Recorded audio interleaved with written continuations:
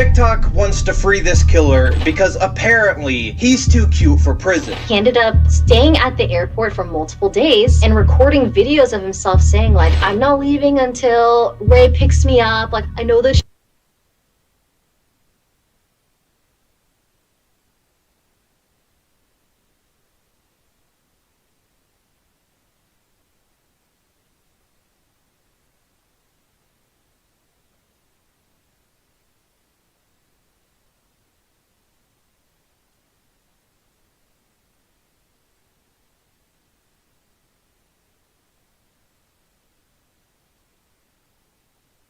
She wants to see me. The girl Karina from the group had to issue an apology because she has a boyfriend. When I reported to the police that he was about to turn up at my house, he threatened to kill me on stream. He said, I'll be there in 15 minutes. Because I'm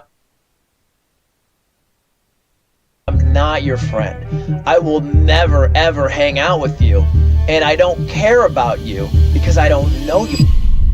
It's almost impossible to avoid toxicity on the internet. Oh my god, dude. I can't believe this. And there is like a lever here, button, whatever, to turn off and turn on the microphone. It appears my brother left it off.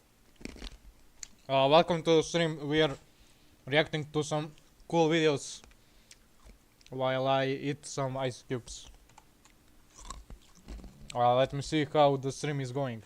One person. Write something in the comments. Okay, let's continue. Internet, especially when joining online communities. Some fandoms have members that are so destructive they could be considered dangerous. These fandoms I'm going to talk about focus on extreme fans and do not represent fandoms as a whole, but unfortunately these fandoms have more of these absolutely insane individuals. My name is Visual Venture. Hope you guys have a beautiful week. The streamer fandom. Twitch, to no one's surprise, has always been associated with toxic gaming culture to some degree, and fans play a major role in this. Fans form something called parasocial relationships with their favorite Twitch streamers. These relationships are one-sided fake relationships that fans create with the person they admire. These fans feel like the streamers are... How to explain Hatsune Miku. Also, by the way, this figure, look, it fell off. I have to put some glue when it's done. Good game. Are their friends, but the reality is far from it. You shouldn't form a relationship with me. At the end of the day, I'm entertainment. If I stop entertaining, you stop watching. That's it. That's what I want from you guys. Because I'm not your friend. I will never ever hang out with you. And I don't care. This ice cube. It exploded or something. I already started the stream, so who cares? I failed, but that's... let's say that's it. Care about you because I don't know you. I can't. You're a number for me. I'm sorry. I don't love you. I could tweet that I love you, but that's not true. With over 4 million YouTube subscribers and guest appearances on music videos by Bella Porch and Machine Gun Kelly, Valkyrae is one of the biggest names in gaming and is by far one of the most popular female streamers ever. But all this fame and recognition comes at a steep price, because while her fandom is loyal to her, some are absolutely obsessed with her. On July 13th, 2022, Valkyrae appeared in Anthony Padilla's I Spent a Day With series on YouTube. There, she revealed the horror story of her fan taking things too far. So I have a crazy fan that actually flew in from out of state, went to the 100 Thieves compound. Double ice cubes. I don't know why I'm doing this, but I said I would do it for some reason. They warned me that this guy was looking for me and that they called the cops, and he left. And Valkyrae expressed multiple times on her stream just how much she dislikes parasocial fans and the negative effects that it has on everyone around her. However, her community is so large that it's hard to control these kind of fans. He ended up staying at the airport for multiple days and recording videos of himself saying like, I'm not leaving until Ray picks me up. Like, I know that she wants to see me. And Valkyrae explained that she never interacted with this person before, let alone know who he is. The fan claimed that she requested suggested that he fly out there so that the two could hang out, but their entire relationship was just made up in his head. Fortunately for Ray, that's where the situation ends. But for a streamer like Sweet Anita, more drastic measures needed to be taken. English streamer Sweet Anita has over 1.9 million followers on Twitch and 1.6 million subscribers on YouTube. And since she started streaming in 2018, she's grown to become a beloved gaming content creator. But just a year into her streaming career, Anita was met with a serious problem. She had a dangerous stalker. I've been chased, and people have had to restrain my stalker out in public, as he wouldn't leave me alone. Since October 2019, Sweet Anita has been stalked by an obsessive fan who wouldn't leave her alone. The stalker began by messaging her excessively on Twitch and other social media platforms. He would find ways to join her video game lobbies, begging her to Overwatch 2. I love that game.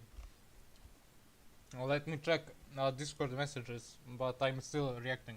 talk with him privately and pursue something more. And when she refused, he didn't take it lightly.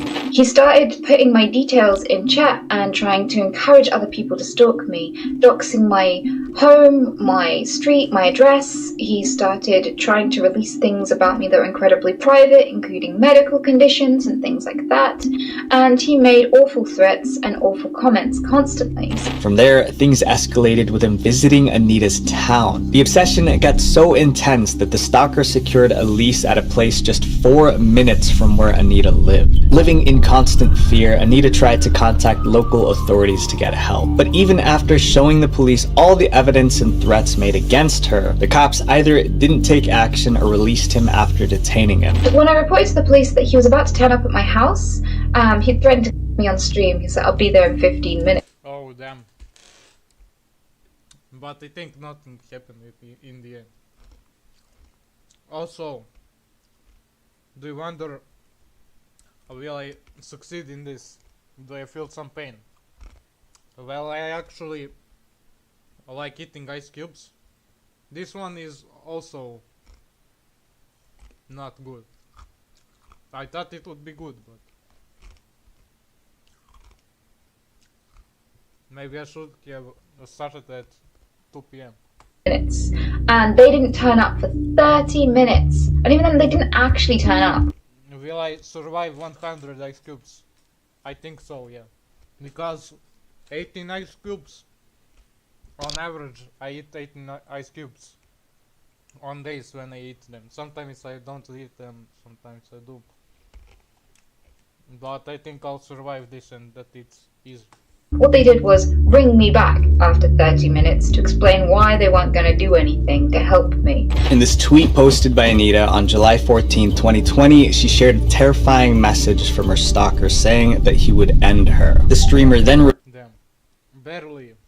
revealed that he sat outside her house all day waiting for her to come out so he could strike. Then he followed her around and then proceeded to chase her. 2 men had to restrain him so that she could run away. When she reported this incident to the police, the officers said that they would chat with her about it the next day, but they never did. When she followed up with them, they pushed it back yet another day, which shows just how little they're doing to protect her. All of this happened between 2019 and 2020. Since then, Sweet Anita kept most of her stalker issues private, but they still continue to affect her life. In May of 2022, Anita shared text message screenshots of this unknown person confessing his love to her, claiming she'd been leading him on. The messages all Actually,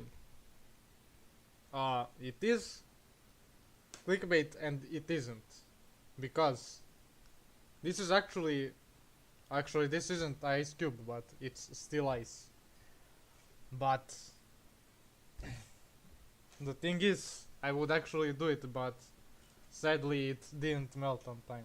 Like, I put it for let me think, 9, 10, 11, 12, 1. 9, 10, 11, 12, 1. So that's like 4.5 hours when I put the ice cubes in, and and they still didn't freeze. Also had a dark undertone, with the person writing, "I don't want to hurt you or your security. This is complicated, but I love you." But while the screenshots were shocking, the real kicker was that this man was a homeless guy who had joined Anita's Discord. When he was there, he told the community about his life story, and they ended up crowdfunding enough to cover his living expenses and tickets to TwitchCon, which was the convention Anita was attending and where he planned on meeting her and bringing harm to her. While it's unclear what happened to this guy, these incidents were far from over. On March 3rd, 2023, Anita took to Twitter to share what she'd been doing behind the scenes to protect herself and other streamers like her. After years of inaction from authorities, Anita decided to take this issue directly to the government. She worked with a member of parliament to try and tackle the problem, making proposals to create proper legislation and prosecution for stalkers. Over time, she also ran into several other crazy fans. One man broke into her house and she had to fight him off. Another attacked her in public, and one of them would even sleep in her garden to keep tabs on her at all times. Despite the severity of Anita's problems, her proposal was pushed aside. Nothing could stop these stalkers as their actions weren't technically illegal in the eyes of UK law. And Twitch is just one of the many places where fan behavior is disturbing, because the fans of our next fandom take obsession to the next level: the K-pop fandom. I want to emphasize that these are specific cases of toxic fans and do not represent the entire community. Since the genre's spike in popularity in North America, social media platforms have become major hubs for K-pop fans. So when it comes to internet fandoms, there are few that match the size and scale of the K-pop community, which you think would be a good thing for the artists, but that's not necessarily the case. The K-pop community has its fair share of fans that form parasocial relationships. Some fans grow so attached to their favorite artists that they forget that they don't know them in real life, which I don't know what does parasocial mean. Like, I think it means next to social, but it isn't social. Like, for example, parapsychology is next to psychology, but it isn't psychology. Parapsychology is like telekinesis and like some abnormal powers. That is for real. Like, you can Google it. Like, telekinesis exists, which is insane. causes them to lash out just like they did to aespa's Karina. Or something like, you get, I don't know about telekinesis, but you can get so angry that some people at least, yeah, some people, a small number, that you can like break a glass or something. Like, you can get angry and a meter away from you, the glass will break. Debuted in 2020, aespa is a girl group formed by SM Entertainment. When their first song dropped, they quickly became one of the most popular girl groups in Korea, Asia, and beyond. Karina is the leader of aespa and is infamously known as the face of the group. She was also a renowned brand ambassador, influencer, and dancer, which helped her grow a giant fan base. But with so many eyes watching her every move, anything she does is immediately either praised or criticized. This is why in February 2024, when news broke out that Karina was in a relationship, the media completely lost their minds. According to an exclusive report on February 27th, aespa's Karina and acclaimed actor Lee Jae-wook are romantically involved. Karina's new lover, Lee Jae-wook, the star of several highly rated Korean dramas and a rising star in Korean media. But despite their positive reputations, if you didn't know, recently Kim Jong-un, the leader of North Korea, he banned hot dogs because they look too Western.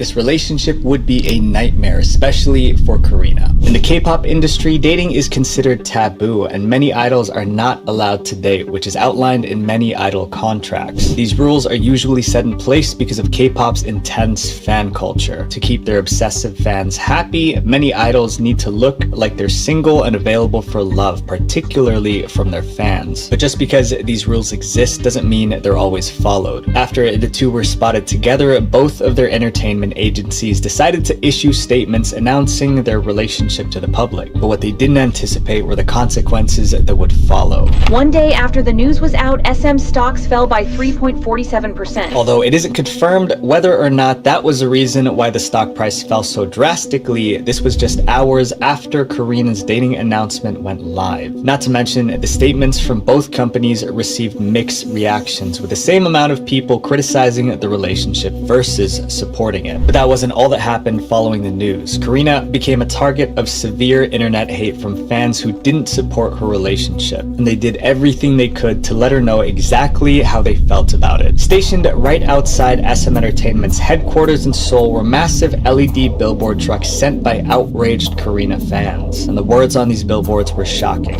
You ruined your career. Were you not satisfied with the love that your fans gave you? Why did you decide to betray your fans? Apologize or you will see album sales drop and empty front row seats at your concert. The second billboard. God damn, a girl can't have a boyfriend. Such a shame. Also, don't eat so much ice cubes. Like, you can eat 18 per day, but I don't think it's good to eat 100 ice cubes every day, so don't. And also, ice cubes start freezing. Ice starts being made like first on the surface, and then like down, like it starts creating a cube, and it starts freezing inside, and that's the freezing process. Truck added even more salt to the wound. It said, Karina, rather than feeling sorry towards the fans, you should be sorry to the you who has worked hard for 7 years. You ruined your own career yourself. All your efforts have been destroyed by a single dating rumor. Are you satisfied? Because of this excessive backlash, Karina had to do some serious damage control. Girl Karina from the group had to issue an apology because she has a boyfriend. In a handwritten letter addressed to her fans, Karina apologized for her relationship. She also wrote that she promised to heal the wounds she created for fans and that she would show her more mature and hardworking side in the future. After this letter was released, Lee Jae-wook's entertainment agency issued a statement announcing that he and Karina had broken up. This happened just 2 weeks after the relationship went public and just 5 weeks into their dating. Although the statement... But there's a lot of water because it didn't freeze enough. Let me get another stack of ice cubes.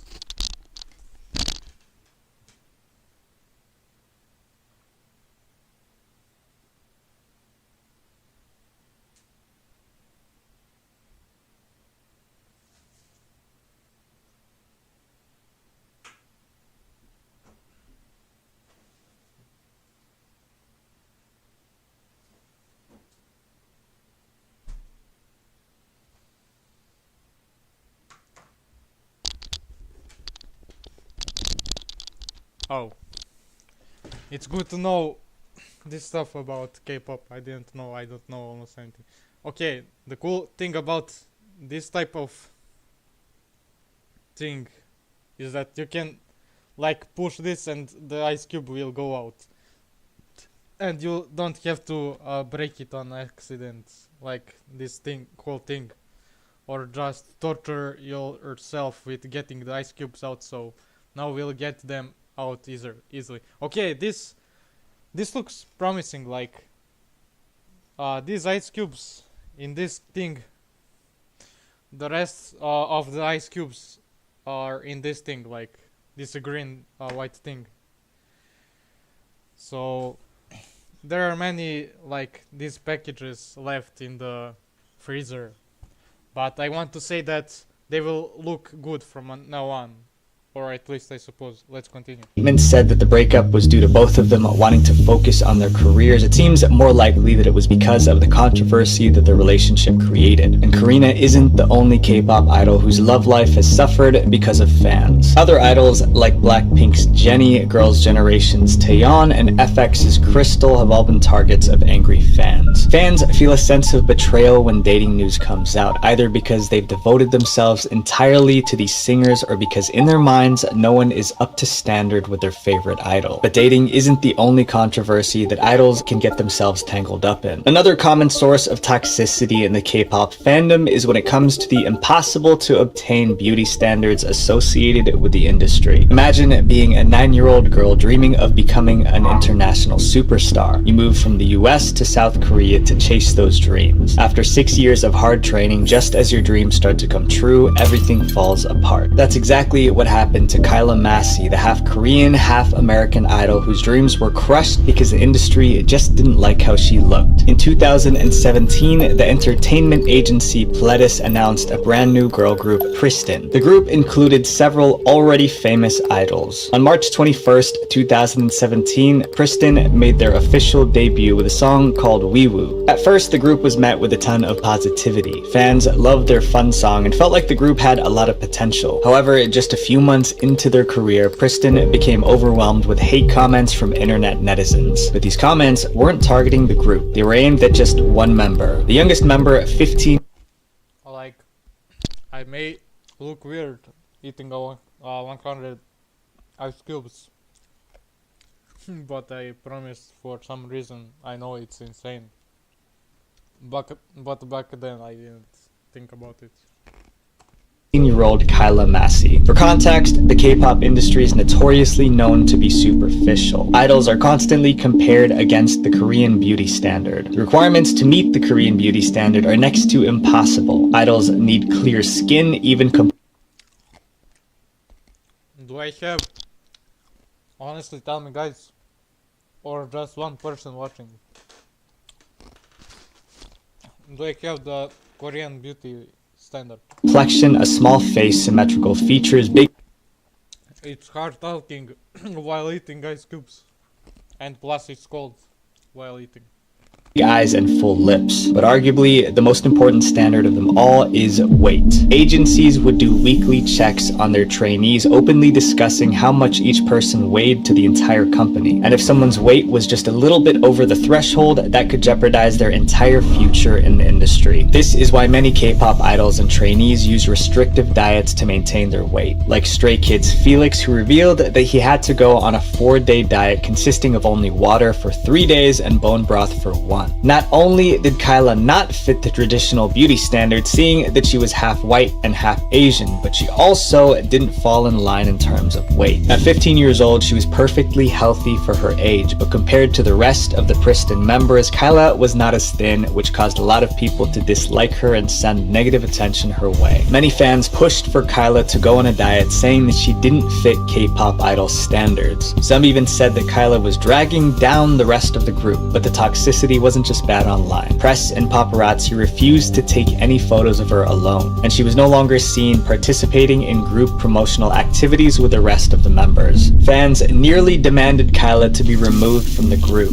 Whenever Pristin performed, the crowd would cheer enthusiastically over every member who was singing, but when it was Kyla's turn, it was complete silence. Around the peak of all this backlash, Kyla disappeared from the public eye for her health. Many fans speculated that it was due to the excessive hate that she was getting for her weight. But years later, it was confirmed by sources close to Kyla that she went on hiatus due to a concussion. But Kyla never came back from this hiatus, choosing to stay in the US for good. She was spotted working at a carnival stand in Los Angeles shortly after she left Korea. Pristin would eventually disband in 2009. But bro, she can go to some American girl band and she can like win the world because she was in K-pop and good game WSW. Just 2 years after they debuted. After the group disbanded, Kyla created her own YouTube channel where she posted a video about her time in Pristin. She also talked about the hiatus rumors and cleared up all the speculations regarding why she left. But although her hiatus wasn't tied to the negative comments she received, that didn't mean that scrutiny didn't get to her. It just goes to show how ruthless the K-pop community can be, even to someone as young as her. But while Kyla's story fortunately has a happy ending, some K-pop idols walk a more heartbreaking path. Goo Hara was a Korean singer. How many K-pop drama is there? from the girl group Kara. She was one of the most popular members and even had her own solo debut and several roles on Korean TV shows. But despite Hara's beloved reputation, it only took one incident for all that to be taken away from her. In 2018, Hara was working on Korean TV show My Mad Beauty Diary. She met and started dating hairdresser Choi Jong-bum there, but later that year, the entire relationship would implode, bringing down Hara's career with it. On September 13th, 2018, Wait, she's a part of K-pop, but is dating, but the other girl was roasted for having a boyfriend that was in K-pop. I don't know how did they let this one girl date another guy. at around 1 a.m., a drunken Jong-bum allegedly broke into Hara's apartment. The two got into an intense fight that turned physical, leading to a breakup. This became public news on the internet. To defend themselves, both Hara and Jong-bum posted photographic proof to show their side of their story. But that wasn't the end of it. After everything became public, Hara went for a medical checkup to assess her condition. There, she found out she had several serious issues, including internal bleeding and multiple sprains on her arms and legs. Meanwhile, I don't know what's a sprain. Jong-bum was still escalating the situation. He intimidated Hara with a secretly recorded video. He'd filmed her without her knowledge and was using the footage to blackmail her. Hara stayed mostly silent on social media after their fight, but she later Wrench or twist the ligaments. However you spelled it. And an ankle wrist. Like, here are some ligaments. I don't know how to spell it. revealed that she kept quiet because of the tape Jong-bum had. The night they fought, Ligaments, yeah, easy. Jong-bum sent a message to the Korean news outlet Dispatch saying that he had photos and videos of Hara that he wanted to share. As a celebrity, a video like that could ruin her entire career, and with the scandal already happening, Hara didn't want to take any more chances. She was so desperate to keep the video private that she even pleaded with him. Hara later admitted to causing his injuries and accepted the consequences. However, she also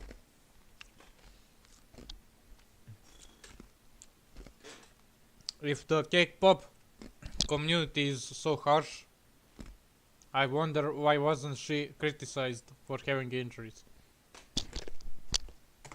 also asked the public to consider his actions and his attempt to use the video against her. The scandal soon made its way to the Korean justice system. Hara and Jong-bum battled it out in court. The main defense from Jong-bum's attorney was that he claimed Hara had initiated the filming of the video and that it was filmed with consent. If that were the case, then the current Korean laws would not be able to punish Jong-bum for the actions of the video. The case went on for months, causing emotional distress for Hara. Even though she was in a serious legal battle, Hara still returned to the spotlight as an idol in November of 2018, but that wasn't without struggle. Although Hara returned to the idol life, she still spent the majority of her time at the courthouse. Her trial against her ex-boyfriend was very much public and one of the most talked about topics in South Korea at the time, and not for the right reasons. At the time of the trial, the Gu Hara video was one of the most trending search topics on the internet. There's an average of over 5,000 illegally recorded spy cam crimes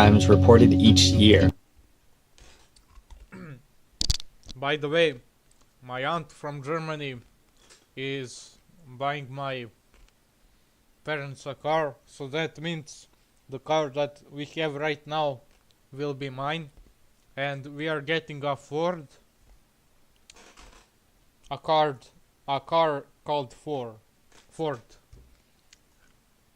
That company is called Ford, and I'll own a Kia from South Korea.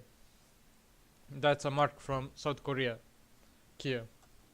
Yet the legal system has very lax punishments for these crimes. Since returning to the industry, Hara was met with severe backlash from many in the K-pop fandom, angry at her about the controversy. Her social media comment section became a place filled with so much negativity that Hara did something she couldn't take.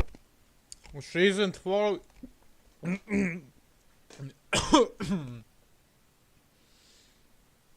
I'm okay, don't worry. I just drank water Swift unexpectedly. She has 0 followers. I mean, she isn't following anyone, but has 1.4 million followers. Take back. In May of 2019, Hara posted a concerning message on her Instagram saying one final goodbye to her fans. After this post went live, her manager rushed to her house to find her unresponsive. Hara was immediately transported to the hospital for treatment. She stayed under the radar for a couple of months until August 2019 when the trial came to an end. Choi Jong-bum was sentenced to 1 year and 6 months in prison, but he was given a suspended sentence, meaning that he didn't actually have to go to prison. He was just given a 3-year probation. Although Hara's legal team was working on appealing the sentence in hopes of a heavier punishment, it would come too late, because just 4 months after the court made their decision, Hara would also make one of her own. K-pop star Kuhara has another apparent victim of malicious online attacks. The 28-year-old was known to have been suffering from severe depression. On November 24, 2019, Hara was found in her home. Hara's passing came just weeks after the passing of former FX member and actress Sully in October 2019. Sully was also one of Hara's closest friends and also a celebrity under scrutiny by many in the K-pop fandom. That's because Sully did not fit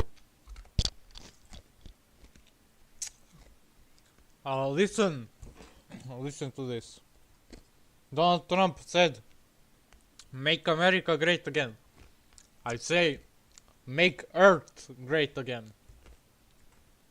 Mega war, short. the traditional mold of an I can't speak because of these ice cubes. idol in the industry. She often talked about topics that were considered taboo. She shocked K-pop fans with her differing opinions and for her controversial choices in clothing. Because of this, Sully was met with intense attacks by many in the K-pop fandom, and she was one of the more major examples of toxicity in the K-pop fandom and how it can negatively affect the idols. Although some K-pop fans take idolizing a singer too far, this next fandom shows us that even the most evil people can have admirers. The criminal fandom. Arguably, the most disturbing toxic fandom out there is one that romanticizes actual convicted criminals. TikTok wants to free this killer because apparently he's too cute for prison. On May 23rd, 2018, Cameron Herron made his first appearance in the media and on news. Okay, guys, we ate like almost 40 ice cubes. Headlines. 24-year-old Jessica Oh no, bro. That's my friend outside, probably. Robinalt and her young daughter Lilia lost their lives as No, it isn't nice. I hope he isn't watching this stream because I would be ashamed if he knew that I am eating 100 ice cubes. hands. Cameron, who was 18 at the time, was drag racing down Bayshore Boulevard in Tampa, Florida with his friend when he struck the mother and daughter duo who were crossing the street. The speed limit in the area was 45 miles per hour. Cameron was flying through the streets at 102 miles per hour. The two were taken to the hospital, but sadly it was too late. Lilia, the daughter, was only 21 months old. Cameron, at the time, was an up-and-coming TikTok influencer and was just about to graduate high school. But because of his need for speed, his entire life changed. He was now a criminal and there were going to be consequences. A trial was set for December 2019, but due to the stay-at-home crisis, it was pushed back to April 2021. By the time the court date came around, Cameron was now 21. Considering the nature of the case, there wasn't much going for Cameron in terms of defense. On count 2, same charge, court will adjudicate the defendant guilty, sentence him to 15 years Florida State Prison. That one consecutive, count 1. He was sentenced to a total of 24 years in state prison, while his friend John, who was racing with him, was sentenced to 6 years. Cameron's legal Next stack pack of ice cubes.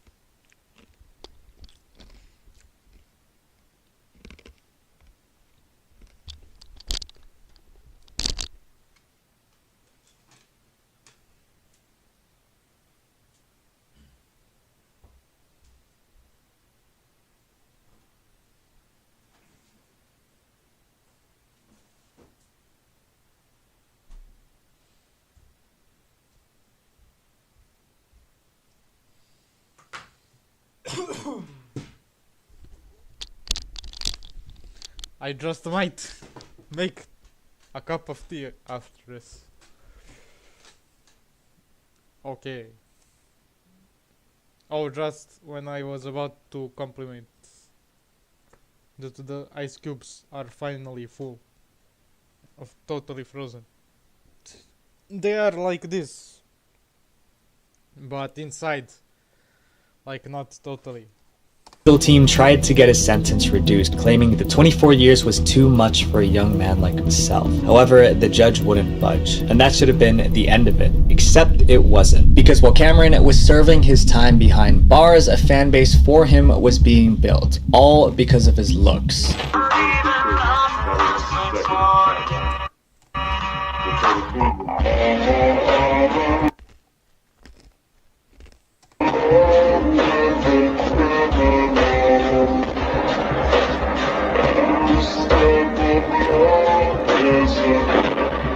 Despite the crime that he committed, Cameron was growing a community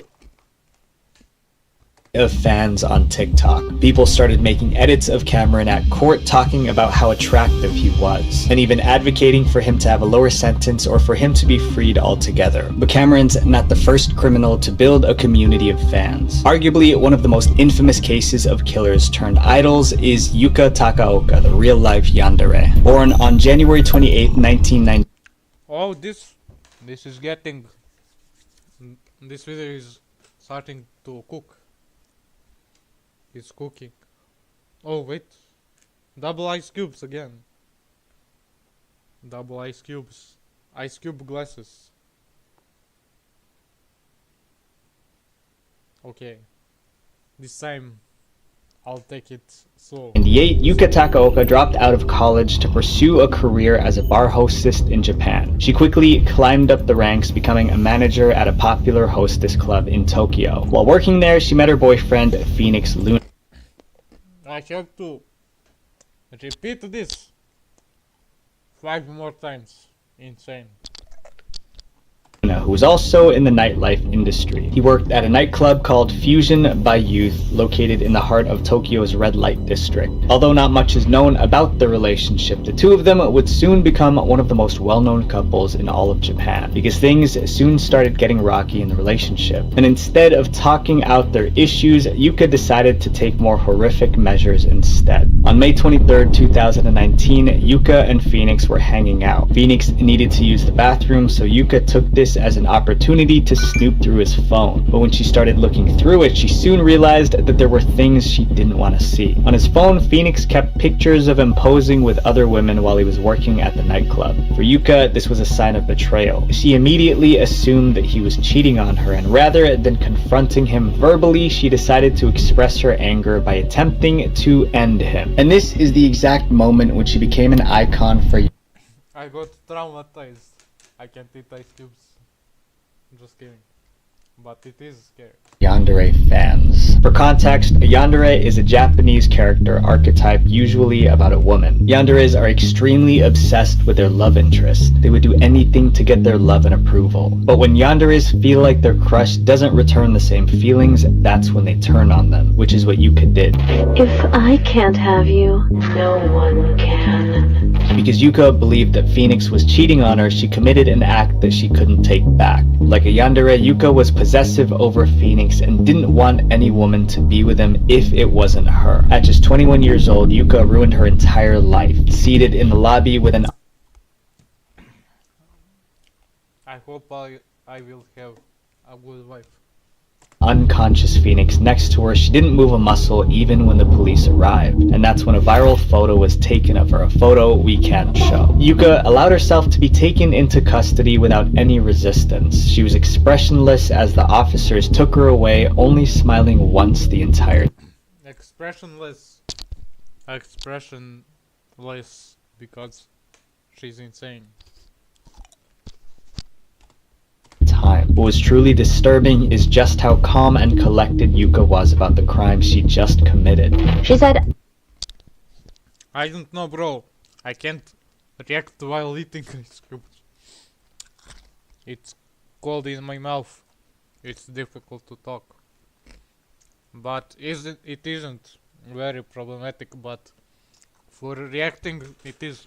I had to do this because I loved Phoenix so much and I wanted to be with him so badly that I had no other choice. I thought him saying things like, I like you and I want to be with you, all those things would become a reality if we both died. Yuka's story soon made its way through every corner of the internet. A Twitter user by the name of Mombot first posted about the case on May 24th, 2000. Some things should be kept hidden from the police. 2019, gaining traction with over 12,000 likes and 7,000 retweets. A day I mean, some things should be kept hidden to civilians by the police. later, another tweet about Yuka blew up. This time, it included the photo of her sitting down at the crime scene, racking up almost 16,000 retweets in just 4 days. After the viral tweets, people began looking into Yuka Takaoka and her past, and that's when they found her Instagram account. She posted pictures of herself in cosplay, and coincidentally, Yuka was particularly a fan of cosplaying yandere-type characters. More and more people began to associate Yuka with yandere characters, giving her the title of real-life yandere. The hashtag YuYuYuno-chan started trending on various platforms, which combined Yuka's name with the popular yandere anime character Yuno. Some people even started drawing fan art of Yuka. I don't know who's Yuno. Neither do I know much about Yuka, that real life yandere. While others praised her for her behavior, stating that they also wanted a yandere girlfriend like Yuka. But most disturbingly, a GoFundMe was created with the goal of bailing Yuka out of jail, raising over 3,800 in jail.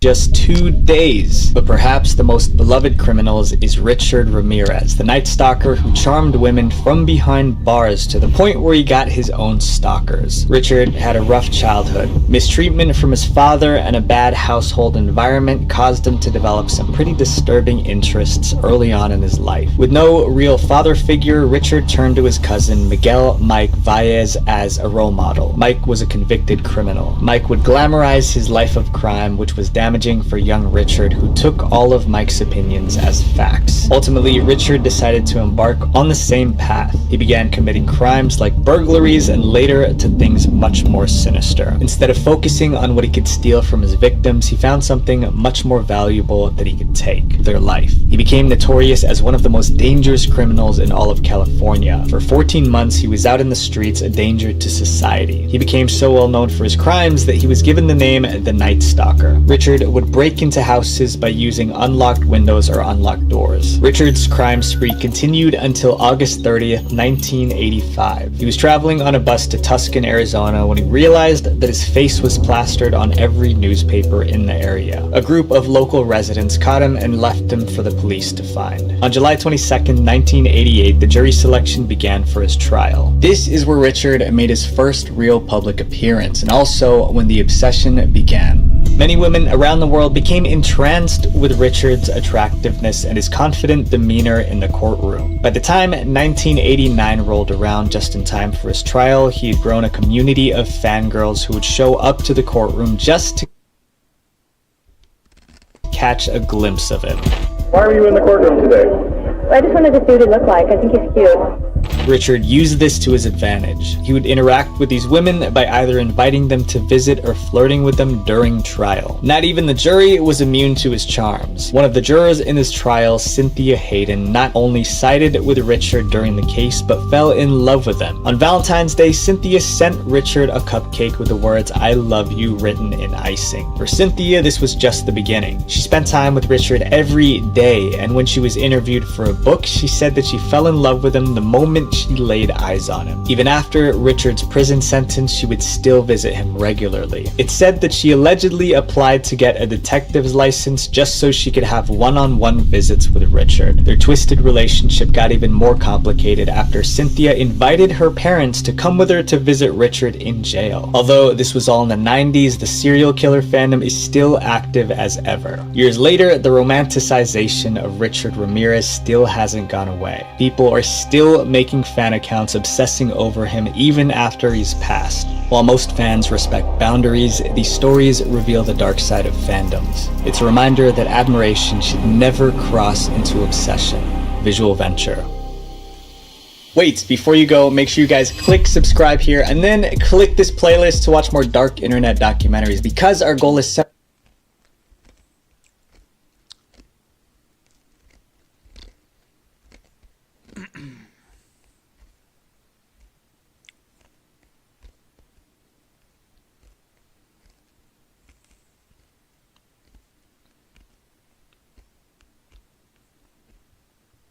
Alright, let me see.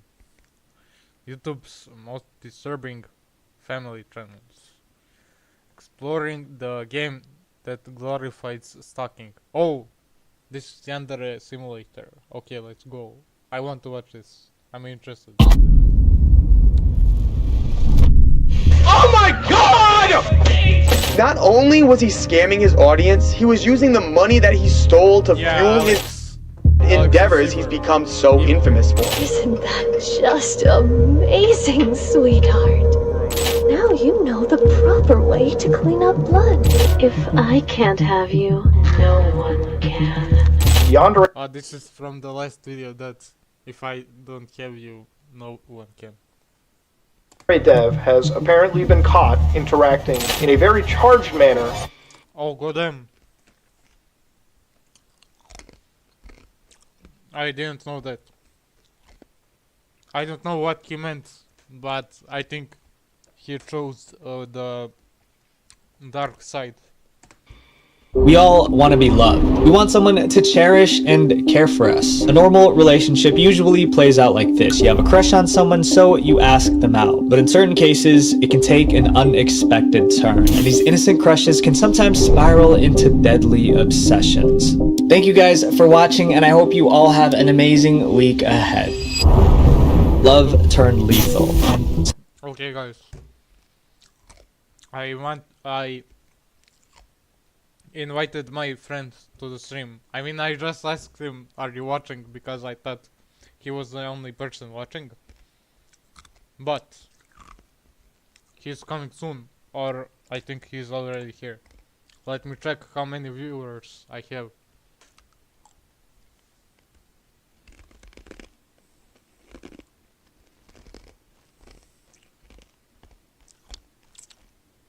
One. Oh, air. Hi. Oi. I'm streaming for 50 minutes. Some people will do almost anything for the ones they love, and yanderes are the perfect examples of that. They'll go to the ends of the earth for their crush, no matter who gets hurt. Yandere Simulator is a video game that introduced a lot of people to what yanderes actually are, and scarily enough, they've turned the concept into something admirable. So what is a yandere? In short, it's someone who is madly obsessed with their crush. A yandere is a Japanese archetype that's given to an individual, often a female character, who's so deeply infatuated with their love interest that they do unspeakable things to maintain that relationship. When I say unspeakable, I mean things that will definitely land you in prison. A better word to describe the love that these people feel is obsession. They spend almost every waking moment thinking about their partner and will do anything in their power to get closer to them, be with them, or protect them. While this doesn't seem like the sort of relationship most people would want, there's one game that changed that perception. Introducing Yandere Simulator, the game of dark obsessions. Yandere Simulator is a cult classic in the world of indie games. In early 2014, a post was made on the forum website 4chan talking about the possibility of a game based around a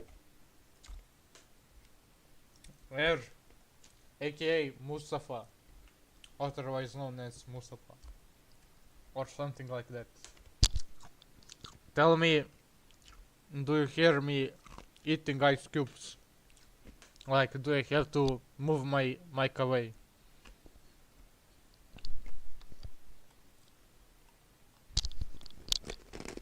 A yandere main character. There were a ton of positive reactions, and the poster saw this as a green light to start making the game. That's when Yandere Simulator was born. On April 4, 2014, the original prototype video for Yandere Simulator was released on YouTube. The video was posted to the account Yandere Dev, and was the first of many Yandere Simulator videos on this channel. The concept of the game was simple. Eliminate all threats to your relationship with your crush. The main character, Ayano, is a yandere who has developed an unhealthy obsession with a boy in her school that she calls Senpai. But she's not the only girl who's got her eyes on him. There are a ton of other girls who also have a crush on Senpai, and Ayano does not like that at all. The game is all about stealth and strategy. Playing as Ayano, you need to keep tabs on your crush and the girls that talk to him, who are called rivals. You do that by looking through their bag, talking to other students, or stalking them around campus. Throughout the game, your goal is to eliminate any of the girls that would jeopardize your future relationship with Senpai. And we're not using the word eliminate lightly. Players can explore the school grounds to find props and items that they can use in their master plan of removing the competition. They can also go to class and join clubs to develop skills or gain access to items.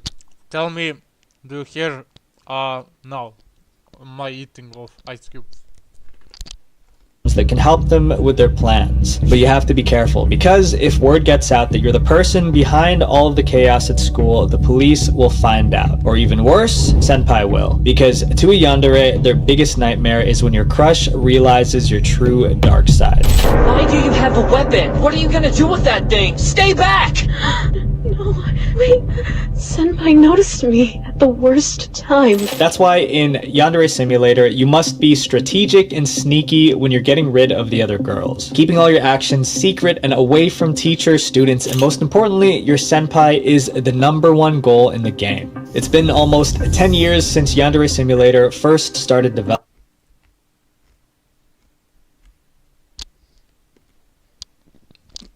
Let me get another pack of ice cubes.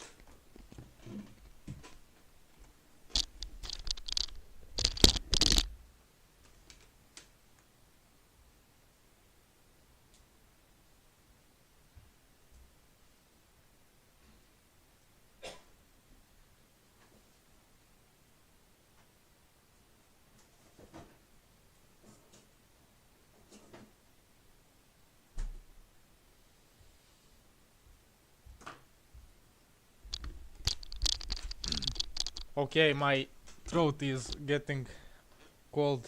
It's getting harder. 4 more packs of ice cubes. Got them. Okay, Air, if you're still watching, just to let you know. Yeah. To let you know. Yeah, I bought animation software. No, I didn't, but I will get a course for animating, so that's cool. I think you know that. Okay. Yet, the game is nowhere close to being done. The game is still in its demo stages, with most of the major updates being teased on the Yandere Dev YouTube channel. But even though it's taken this long, there are still countless fans out there eagerly waiting for an official. Finally, this is the most frozen ice cube yet. There were some ice cubes that just had the surface, like the first pack of ice cubes, and now it started freezing to freeze totally. Official release date. But how hasn't the hype died down after so many years? Well, that's all due to the developer of the game. With his consistent uploads to the Yandere Dev channel and his interactive Discord and Reddit forums, he's been able to keep the community buzzing about the game. But there are many that believe his involvement with Yandere Simulator is a big mistake. The reasons behind this are pretty creepy. The controversial rise of Yandere Dev. In this twisted love story of Yandere Simulator, the stakes are high as players navigate the line between love and insane obsession. This game shows us just how easily things can spiral when we lose control. As a content creator, it's the same way. Anything can happen. In one instance, I'm going about my day creating these videos for you guys, and the next I'm hacked and my personal information is leaked online for everyone to see, which, by the way, has happened to me. And this video sponsor, Optery, helps you with just that. Optery is a data removal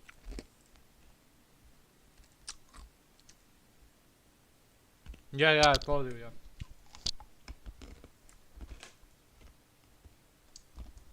yeah. So I'll Optery. I could use that to avoid losing information. This video is good, I like it. Removal service that's designed to protect your personal online information. Like, I know some things that happened to Yandere Dev, but maybe I'll find something new, and I also forgot some stuff, so I actually like watching. And this is also my first time watching this video. So ever since I from this channel got hacked, I thought that I did a pretty good job staying private online. But when I stay online, you can for me keeping your data safe. Alex Better Niceless. So who's the creator of such a twisted and violent game? Alex, better known as Yandere Dev, is the game's developer and pretty much the face. A cool stuff about Visual Venture is that YouTube won't attack you because of won't attack him because his content is pure good and isn't bad. Like, it doesn't break the YouTube guidelines, so there is no chance, like, if you react to him, if his videos aren't like copyright claimed, like you won't get destroyed by YouTube if you react to his videos. Face of the game, or the voice to be specific. On his YouTube channel, Yandere Dev, he would post consistent videos about the game's newest features and updates, as well as more entertaining content like character lore videos or even Christmas songs. Alex's constant uploads were a big driver for the game's success, since it kept the fanbase hooked on Yandere Simulator. The channel was meant to show the development of the game, but it didn't take long for Alex's Is that Hatsune Miku? Hatsune Miku, is that you? personality to slip through the cracks, and soon fans started to dislike Yandere Dev I don't think so. as a person. When Yandere Simulator first became popular in early 2015, Alex jumped on the opportunity to open up a Patreon, which is a website that lets fans support a creator or their projects through donations. As an indie game developer, this sort of crowdfunding is pretty common. So when he first opened the account, no one thought anything of it. But as the development went on, fans started to suspect that Alex was possibly using the money for something other than the game, because the updates that were coming out just didn't seem to be good anymore. Alex was found spending money from his Patreon funds to buy a second Nintendo Switch so he could make a new Animal Crossing world. Not to mention, he was no longer the only person working on the game. He built a team of volunteers to help him, but none of that Patreon money was going to them either. So, where was it all going? Especially since the game still hasn't made any real progress. Now, one of the biggest warning signs of Yandere Dev's questionable behavior was how he treated his volunteers. As the only developer, Alex didn't have a reliable team to help him finish the game, so he decided to look for some help. Aspiring developers and fans of the game were able to sign up to be a volunteer to work under Yandere Dev and directly on the Yandere Simulator game. As the name of the role suggests, this was an unpaid... I think I wouldn't ever play this game because I don't see it as fun. It isn't fun for me. It isn't interesting. Yeah, I know it's cool. I watched a bit of PewDiePie playing that game, but for me it isn't fun. position on Yandere Dev's team. Tasks ranged from social media management to illustrations to actual game development. But even though he was getting a ton of free labor, it seemed like Yandere Dev complained about his volunteers more than appreciating them. To make matters worse, he would allegedly also take the credit for what they were doing. So they weren't getting paid and they also weren't getting credit. And this still wasn't good enough for him. This put a sour taste in a lot of people's mouths. But this was just the tip of the iceberg. Because in 2018, one of Yandere Dev's volunteers would come forward and expose everything that happened behind the scenes, painting Alex in an even worse light. Micah Sozo, or @SozoMicah on Twitter, went on Facebook and posted a complaint about Yandere Dev stealing her artwork to use in one of his videos. In the comments of that post, she gave more context. She said that Yandere Dev had a policy that he wouldn't use any work created by volunteers after they leave the team. He had also said that their work was just a placeholder in the game and would be taken out as the development continued. However, this wasn't the case. 2 years later, in 2020, Micah tweeted about this again. She went into detail about how Yandere Dev would make his unpaid volunteers do an unbelievable amount of work, more than what should have been given to someone not making any money. She also said that at the time she was a teenager balancing multiple part-time jobs and getting no recognition or even gratefulness for the work that she was doing for him. Micah also said that she was asked to do a bunch of different things, like modifying the in-game models, designing posters, and making illustrations. She did all this under the impression that she would be getting credit for her work, especially since she wasn't getting paid. But she didn't. And when she requested it, the response that Yandere Dev gave her was brutal. Instead of hearing out her concerns, Yandere Dev retaliated and said that she was overreacting. And he ended the paragraph with this: "Why did you have to waste such a tremendous amount of my time? Why? He also said that she was burning bridges by demanding credit for her work, and gave her a 5-step plan on how to properly work together with others in a project. And this is just one of the many volunteer horror stories. On Reddit and Discord, there are dozens of instances from former Yandere Dev volunteers talking about their negative experiences working on the game. The artist then sent his work the same night to Alex and was met with an unprofessional and incredibly rude response, with Alex telling him that his art looks awful and something he'd never want to have put anywhere near his game. If you go on the Yandere Dev volunteer page, one of the rules is that you must be 18 to sign up, as well as have relevant skills and work experience. But it was said that those requirements were not real, and that anyone of any age could become a volunteer. These young volunteers, like Micah, that's that's the reason why I was doing this stuff a few seconds ago. Were still naive. They just wanted to work on the game that they loved, not realizing that they were practically being used for free labor. But even with all this, there were still plenty of people who continued to sign up because Yandere Simulator will always have dedicated fans willing to go the extra mile to see the game completed. So why is the game still taking forever to be released? Yandere Dev has always been criticized for pushing back the game's official release, and with Alex having a team of volunteers now backing him, it seemed like there was no excuse. Because even though Yandere Dev was consistently uploading on his channel, the quality of the updates were getting worse. Most of the time, it seemed like the updates were tiny. Either they were Easter eggs or visual changes, both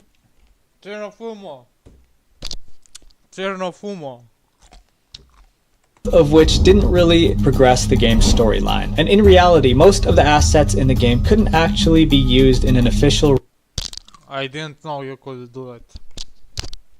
Release because most of the game's characters, props, and environments were bought from online marketplaces, or allegedly completely stolen. Yandere Dev has promised that the models and assets that are currently in the game will be replaced down the line with more polished models from the ground up. The very model for the main character of the game is taken straight out of the Unity asset store, and quite a lot of the assets around the school were taken from various places from the internet. These assets are not allowed to be monetized without permission, and definitely not allowed to be part of any official game release.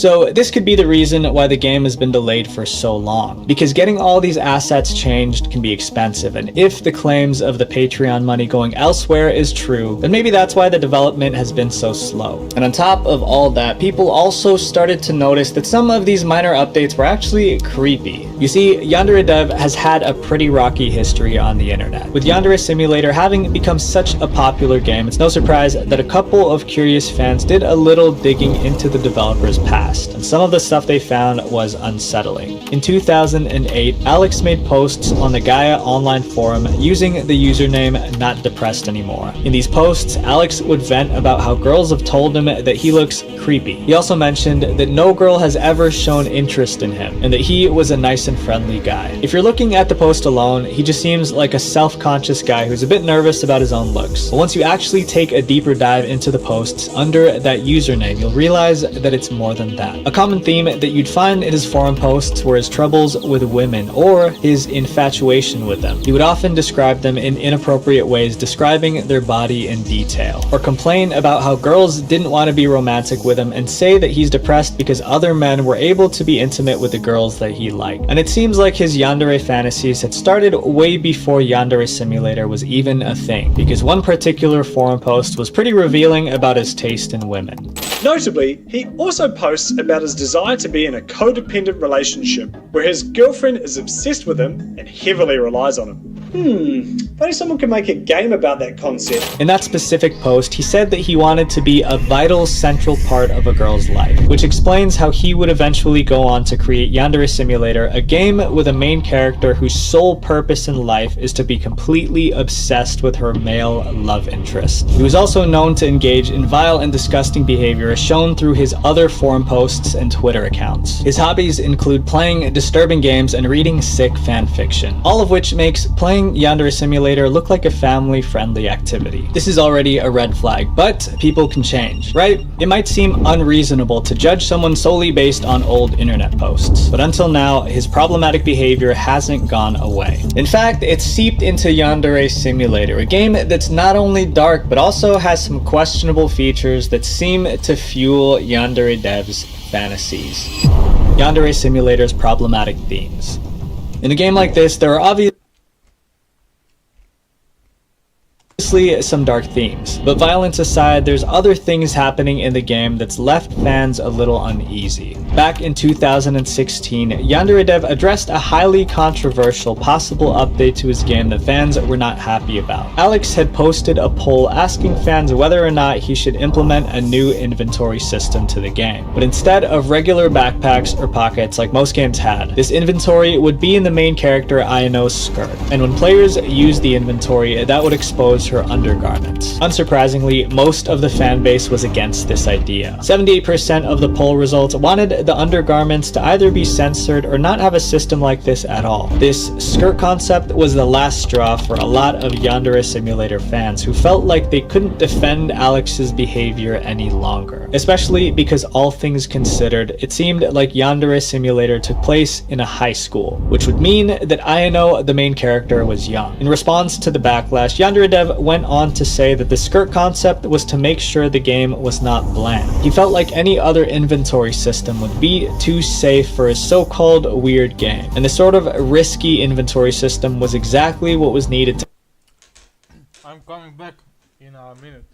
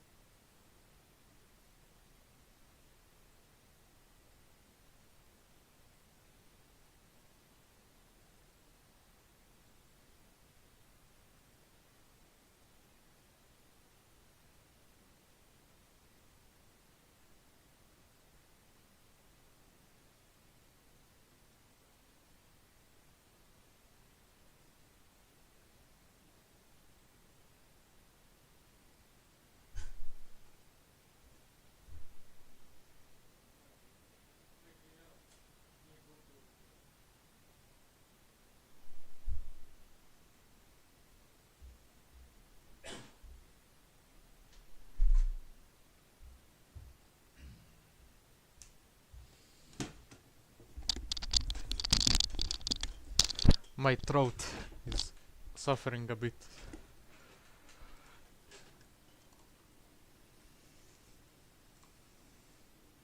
Two viewers. Okay, nice. Okay, let's continue.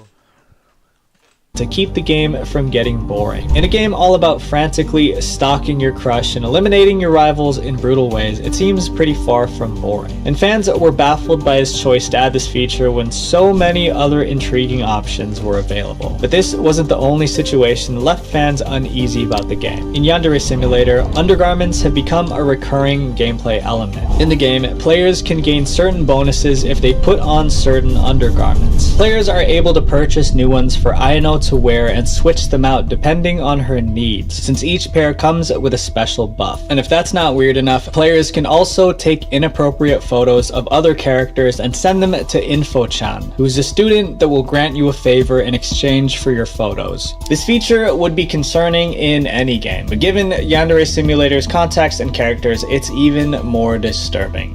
And speaking of characters, we can't forget these disturbing rivals that have been included in the game. One of the most problematic aspects in the game is the rivals, which are all the other characters that the player has to eliminate to get to Senpai. One of these rivals is called Maida Rana, and she is a substitute teacher with a really creepy hobby, tempting schoolboys. In her character description, Maida is said to enjoy having dozens of eyes all directed towards her. The character is described as constantly hunting out her prey with whoever she desires, having no hope of escape. And considering that she's a school teacher, that makes her obsession with boys highly problematic. That's not the only character that's like this. There's also another rival character by the name of Muja Kina, who is another adult working at the school as a nurse. She fell in love with Senpai after he came into the medical ward while vulnerable and sick. And once again, she is a bit too old. And arguably the worst rival of all is Hanako Yamada, Senpai's younger sister. She loves her big brother more than anything in the world and is very possessive of him. She's also so obsessed with her brother to the point where she's transferred schools just so she could be with him all day long. Hanako is deathly afraid of her brother getting a girlfriend, making it her own personal mission to stop him from getting one at all costs. These three characters clearly highlight the creepy behavior being promoted in the game. That, combined with the obsessive shows of love, violence, and deception, makes this game a gray area for a lot of people, especially since a majority of the player base seemed to be on the younger side. And it wasn't just viewers that were concerned with the nature.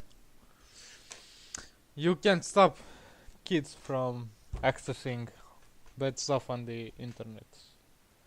Like when I get my own kids, I think I'll let them have a mobile phone like 10 years or something. But having a smartwatch to be able to call me or something like that. I don't know, we'll see. Like 2 years, that may be too much.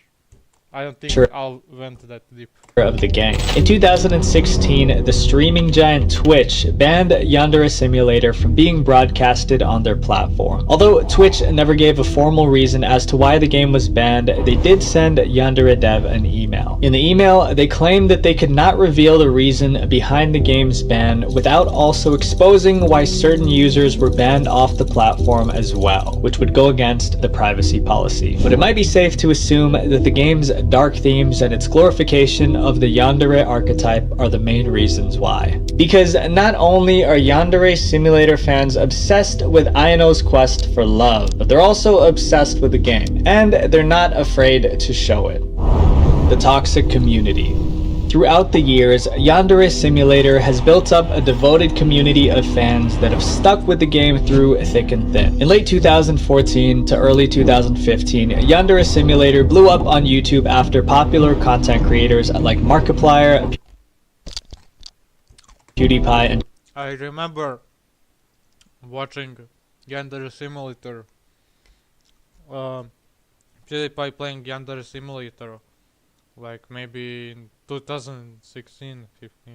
I don't remember when I watched that, but I didn't watch a lot of PewDiePie back in the day. Maybe just like 5 videos and then like in 2023-24, like I started watching a lot more, and like the situation with T-Series and PewDiePie 2019, and then I watched him a bit too, more than like in 2016. Jacksepticeye started playing the game. They would post gameplay videos onto their channels that got millions of views, bringing Yandere Simulator to a much wider audience. But the bigger the community grew, the weirder it got. For starters, there were die-hard fans that loudly proclaimed their love for the game. As Yandere Simulator became God damn, this one as a whole.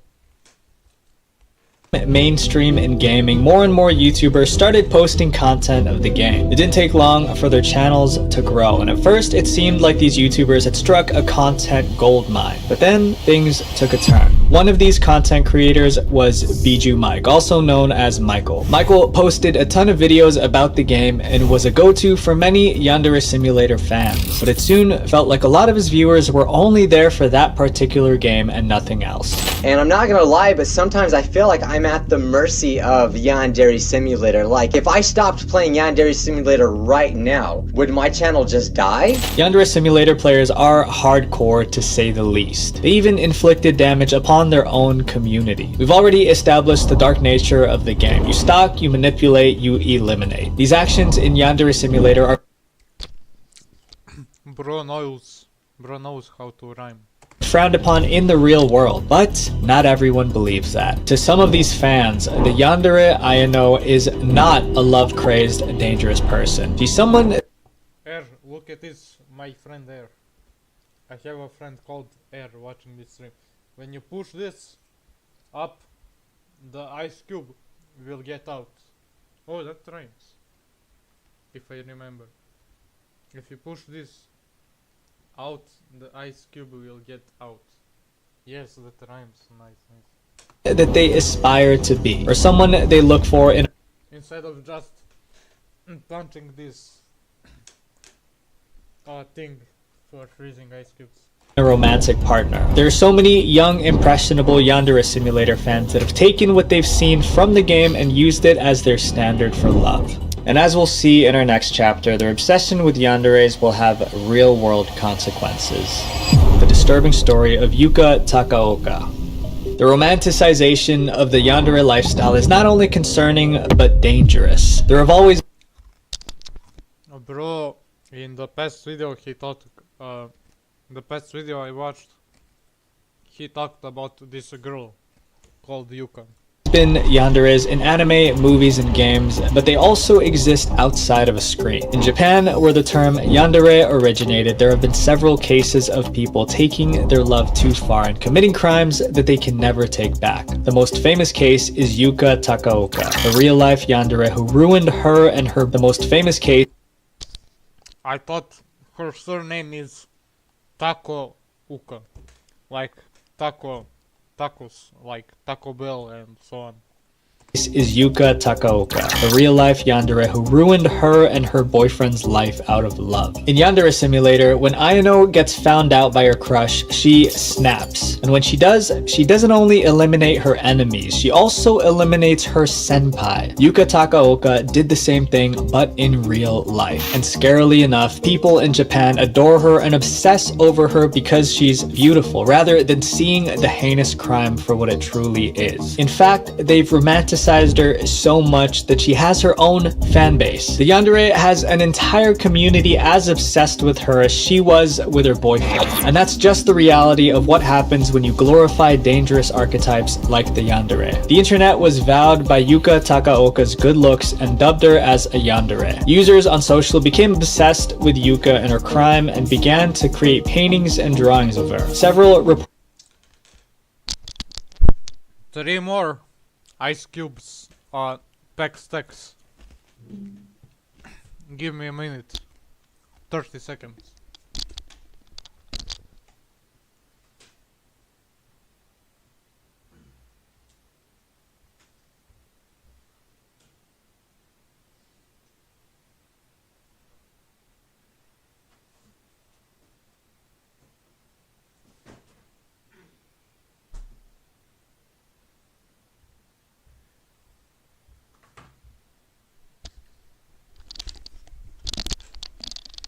once I ended up in the hospital for walking with flip-flops outside for 1 hour. So I hope I won't end up in the hospital after eating 100 ice cubes. It was a ton of suffering, but in the end it was nothing, just some, but I threw up many times. I felt really bad and it was scary. So I hope I'll live. Like, don't do this. Like, I have to think about the next stuff I'll promise to YouTube. Like, honestly, I could have just deleted the video and act like nothing happened, like I promised to no one. Because honestly, no one cared about, like, me eating 100 ice cubes. Like, I think they unsubscribed or something, I don't know. Like, maybe just one person is left from that video, but okay, just don't eat 100 ice cubes, but you can eat 18 ice cubes on average, that's okay, I suppose. But my parents told me to not eat ice cubes, but I eat 18 on average and no more when I eat. But sometimes there are weeks when I don't eat ice cubes. So also today I won't have to eat ice cream because I ate 1 billion ice cubes. Reporters have written articles describing the strange fascination that people have with attract. Also do fitness every day, at least walk for 30 minutes, so it saves lives. I do fitness every day. I go to the gym, and then when on days when I don't go to the gym, I take a walk for 30 minutes. So fitness saves lives, it makes lives longer, it makes you sexier. You know, GTA San Andreas sex appeal, and so on. Criminals that is almost akin to worship. And when it comes to Yandere Simulator, it gamifies that sort of behavior. In January of 2009. By the way, I think I feel good. Just my throat is too cold, so I'll have to drink tea later. A 10-year-old girl who was a huge fan of Yandere Simulator. Oh goddamn, insane. I have no words. Also, by the way, I thought girls and boys were entering puberty at 13, but it seems like there are some girls that enter puberty at 8 years old, and I think some boys at 10. Let me search. When do girls, aka grills, enter puberty? And then I'll search for boys. They are 8 to 13 years. Yeah, 8. Like I heard something like American girls at 8 years old. That is insane. Like, I entered puberty at 13. I thought everybody enters at 13 except some insane cases. Between 9 and 14. Oh, there are even boys that don't enter at 13. Crazy. Okay, let's continue. Simulator tried to roleplay as Ayano by bringing something she shouldn't have to her school in Southampton, Hampshire. Although there's a warning message at the start of the game that tells people not to copy what they see, there's always someone that doesn't listen. Yeah, there's also that thing, like, you see someone do something and you'll repeat it. That's a way of learning called modeling. So, for example, when there are 1 billion forks or spoons on the table, you copy someone else that you see next to you and you take that correctly sized spoon. So that's with most stuff, with all stuff in life. Like, when you see something, there is a chance you'll copy that person, but it doesn't mean you'll end up like a serial killer or something. Game developer Yandere Dev said that it was alarming to hear about the incident in Southampton and added that there was a warning message in the game asking people not to copy it. Yandere Simulator's reputation is declining fast, but the worst part out of all this is that there are allegations against Yandere Dev that could result in serious trouble. Yandere Dev is in hot water. Recently, the Yandere Simulator community has fallen to its last limb after several allegations have come up about Yandere Dev's inappropriate behavior with members of the fanbase. Voice recordings were taken by a girl in the community exposing Yandere Dev for wanting a cupcake of his own. If you know, you know. There's also several snap. Yeah, I thought he did that, but I forgot. I wasn't sure if he did or didn't.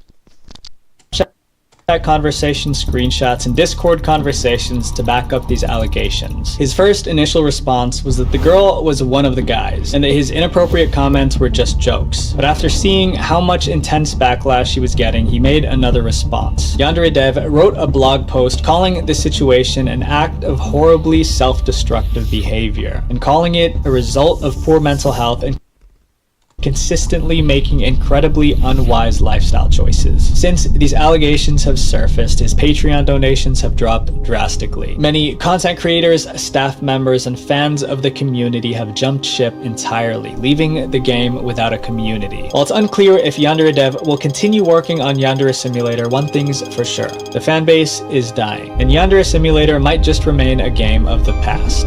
My friends, make sure you're able to properly separate fantasy from reality. If you find that your entire life revolves around video games, you gotta go outside and touch grass, because there's so much more to life than what's on your computer screen. Visual Venture. Wait, before you go, click this playlist to watch. Go away.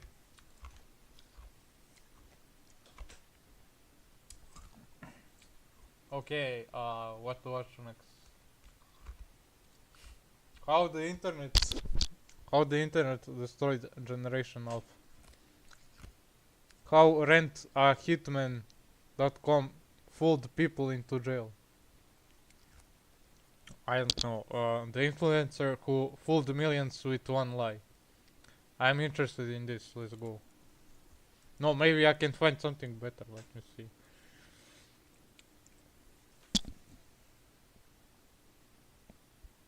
Dark world of VR chat.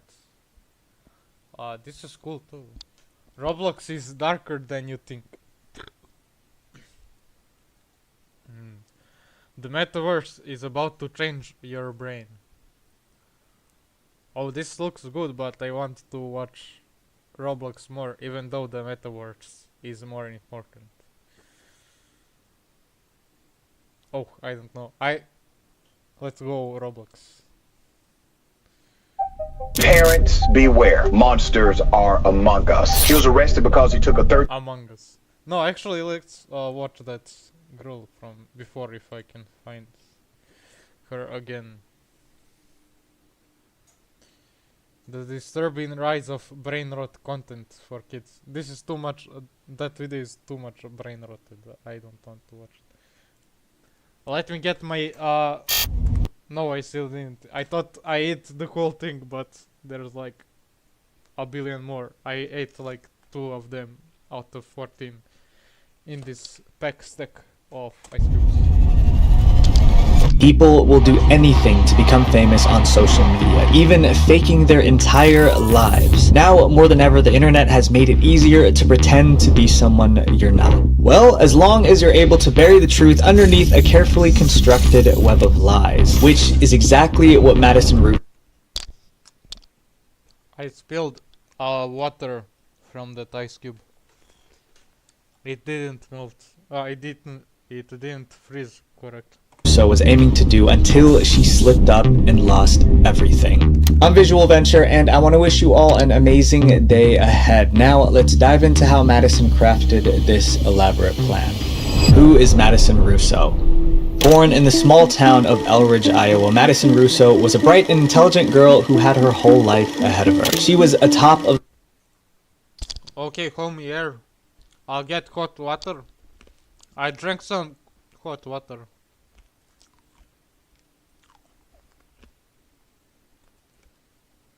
I drank some hot water. Okay, interesting. Your friend reached puberty at 14. Okay, okay.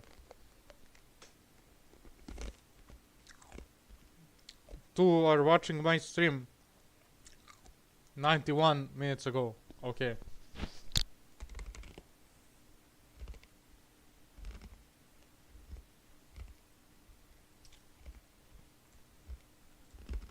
of the class student at St. Ambrose University in Davenport, Iowa, which she got into on a full-ride scholarship. Not only was she excelling academically, but Madison was also making big career moves. She landed her dream internship at John Deere at just 19 years old. Balancing both a prestigious internship and full-time studies wasn't easy, but Madison made it look that way. It was clear that she had the potential for a bright future. Like most young adults, Madison wasn't satisfied with just a conventional career. She also wanted social media fame. So she started posting regularly on platforms like TikTok, Instagram, and Facebook, trying to build up a community of followers. At first, her follower growth was slow. The influencer industry was more than just saturated, it was competitive. And Madison, despite her personal successes, didn't have anything to set her apart from the countless other content creators. That is, until she found the perfect strategy to secure her social media stardom, one that sacrificed all morals for the sake of internet virality. The journey to TikTok stardom. Overnight, Madison became an internet sensation, but it wasn't because she made a viral video. She made up a whole new life story for herself, one that was inspirational, motivating, and heartbreaking all at the same time. My name is Maddie Russo, and this...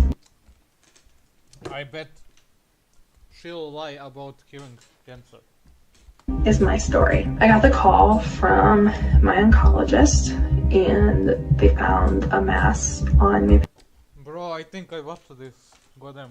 pancreas, and I had stage 2 pancreatic cancer at just 19 years old. Madison told her viewers on TikTok that she was suffering from a wide range of illnesses, which included stage 2 pancreatic cancer, leukemia, and type 1 diabetes. She even went into detail about these diagnoses, claiming that there was a mass on her pancreas the size of a football and an inoperable tumor wrapped around her spine. She made up stories for all her fake illnesses and even Yeah, she'll be like, I won't tell you. No spoilers.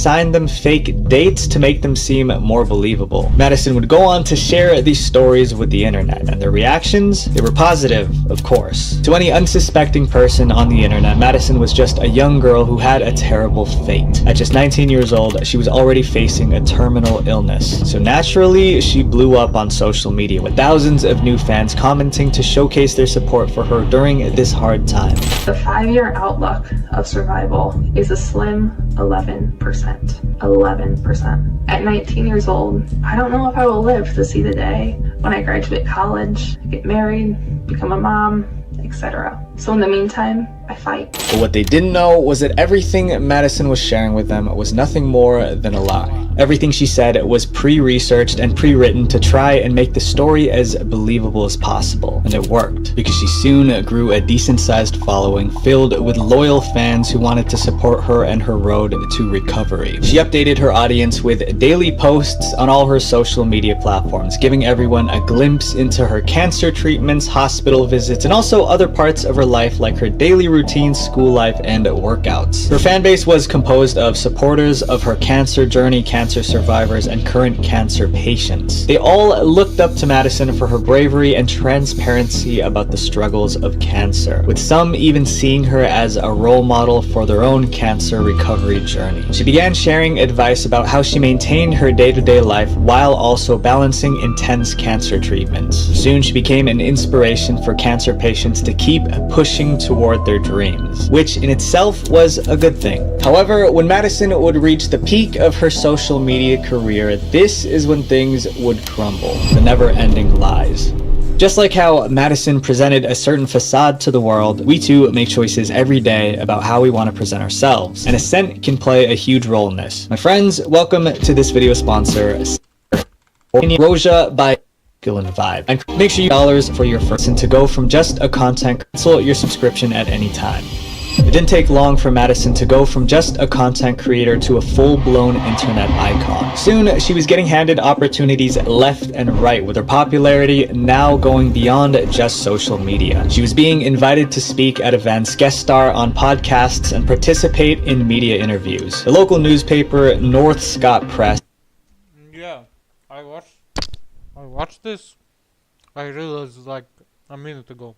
Even highlighted her story on October 18th, 2022, sharing her journey with the town. Madison gave seminars like the National Pancreatic Cancer Foundation and the Ole Foundation, and was even a keynote speaker for an assembly at her college, St. Ambrose University. To an outsider, Madison was the golden example of what a cancer survivor looked like. But underneath that perfected persona, Madison herself knew the truth. She was a fraud. Not only was Madison's story going viral on social media, but even her friends and family seemed to believe everything that she was saying, and she soon saw a chance to take advantage of her growing fan base. In early January 2023, Madison opened up her own GoFundMe page titled Maddie's Fight Against Pancreatic Cancer. The description of the fundraiser said, "Cancer has been very hard on Maddie's family. Just like with any cancer diagnosis, the cost of medical bills, gas, meals, and expenses can be a burden. And that's something this family should not have to worry about. If you're able to, donations would be greatly appreciated to help cover medical expenses and to allow Maddie to focus on one thing only, which is to show that she's stronger than cancer and will beat this. Please donate or share if you can." Through this GoFundMe, Madison raised...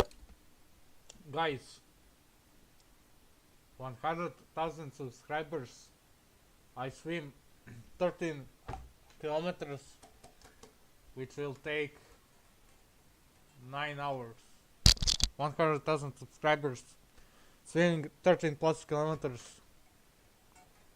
which will take like 9 hours.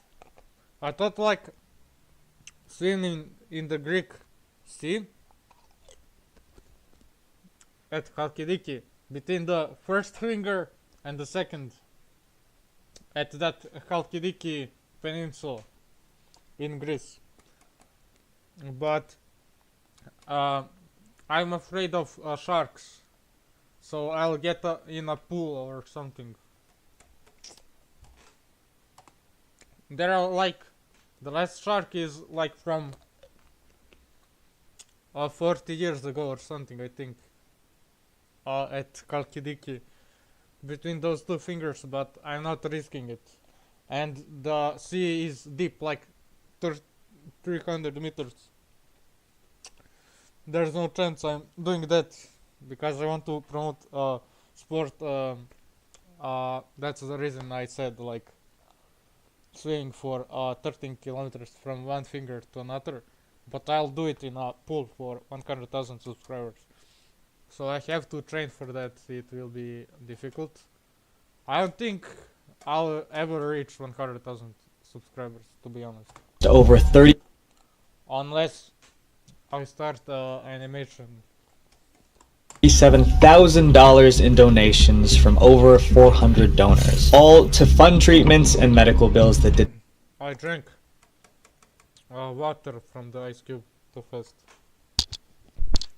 Gotta chill out with not even exist. But no one knew that just yet. Now that Maddie knew how much money she could be making from this lie, she knew that she had to keep it going. She needed people to keep believing that she's making from this lie. She knew that she had to... she's black. I thought she was white. Like comparing the other images, her skin color looked differently. That's all I wanted to say. I didn't notice that. But I respect all people. The real thing that matters is being a good person. The ethnicity doesn't matter, nationality, no. Keep it going. She needed people to keep believing that she was sick. Like here, the skin is more different than in the other picture, which is really unusual. I didn't know how a person can do that. So she kept up with her posts. She faked hospital trips, treatment photos, and anything that she needed to make her lies believable. But over time, holes started to form in her story, and certain things just didn't seem to add up. And finally, people caught on. The holes in Madison's story. Although Maddie had told her entire audience that her chances of survival were slim to none, she certainly Bro, 2 hours of eating, guys. Thank you. Didn't look that way. In fact, from the outside, Madison looked completely healthy. Her skin was clear, her hair was full, and she would post photos of herself post-workout. Appearances could be deceiving, that's for sure, but there was quite literally nothing about Madison that would indicate that she was sick, especially not with pancreatic cancer and leukemia. She looked too healthy for someone who was undergoing. She said she had 2 types of cancers and she looked so healthy. She claimed she was so healthy with good hair, good skin, everything. I don't know if there is a person like that in this world. I never heard of such a case. Extensive medical treatments and radiation. Comments about her healthy appearance started to pile up. Madison took to her social media to defend herself. She said that her looks were the result of taking specific vitamins and supplements. I get a lot of questions about my hair. Like, you look so good. Like, how are you keeping your hair? It just comes down to my brand of chemo, which is oral chemo. I got really lucky with that. Biotin, collagen, and keratin are crucial vitamins that are shown to help with like hair, skin, and nail growth. But no amount of products can stop someone from looking sick after 9 extensive rounds of chemo. Yet anyone who tried to point that out would immediately get called out by her fans, calling them heartless, cruel, and hateful, with some of her fans even going as far to send death threats if they questioned Madison's illness. In Madison's eyes, she was set for life. However, with more eyes on you meant many more critics. Maddie started to receive criticism on her posts. Some people with medical expertise or who had similar treatments pointed out flaws in her photos. For example, the placement of I hope eating 100 ice cubes won't be the way I get viral. The medical port. That is a bad way to introduce yourself to other people instead of promoting fitness and saving lives with fitness.